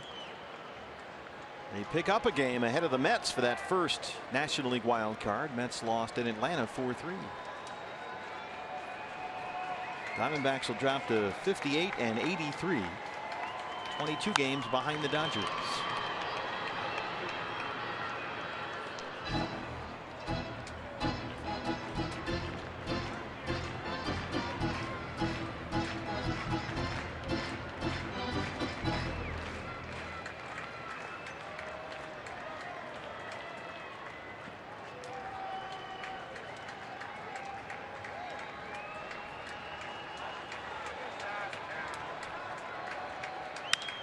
Yasmani gets into one, and there it goes. El Tanque Yasmani Tomas. That's 28.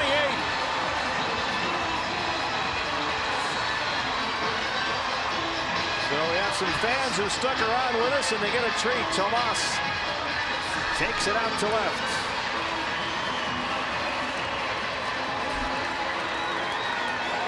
Kept battling and battling, fouling off the tough pitches from Osich until he gets a breaking ball up over the middle of the plate and just powders it to left field.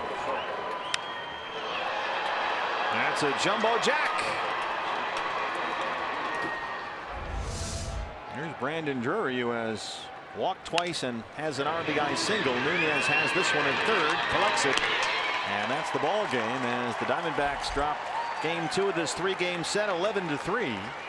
And they manage only 5 hits, 2 of them home runs, one by O'Brien and one by Tomas.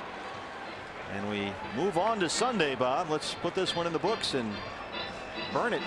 Absolutely. It's just an ugly ball game from the get-go. Archie Bradley just didn't have it tonight. He got knocked out after 3 innings. Patrick Corbin came in with 3 innings of scoreless relief, and then the bullpen once again got torched a little bit. And the Giants offense finally came to life, which is a scary thought for the rest of the National League West. And a lot of support for Johnny Cueto, who wins for the 3rd time in 3 starts at Chase Field this year. Let's get D-backs live. Post-game brought to you by CenturyLink underway. Todd Walsh back with us tonight. Big T, it's all you. Thank you very much, Steve, with you. And Brandon, I will say this. Good news is we trimmed 2 hours. Yes, we did. Off your game time from last night. But the bad news is a similar feeling. Diamondbacks going to go home in the losing column. The Giants are starting to find themselves, aren't they? Yeah, absolutely. Came out with a ton of hits tonight. Pitching was there by Cueto. Bradley, not so good. So just all around, not a good night for the D-backs. We have lots to talk about, though, so we're going to start that process. We'll take a short break here from Chase Field as the Diamondbacks fall in game 2 to the Giants, 11-3. When we come back, Bob Brenly is still with us. We'll talk about Johnny Cueto, his night, the Diamondbacks struggling, and we'll talk about how that happened, the Giants breaking it open offensively, how they went about it, and also an out-of-town score of interest in the National League West into all of Major League Baseball. We'll do all that when we come back to Diamondbacks Live, presented by CenturyLink.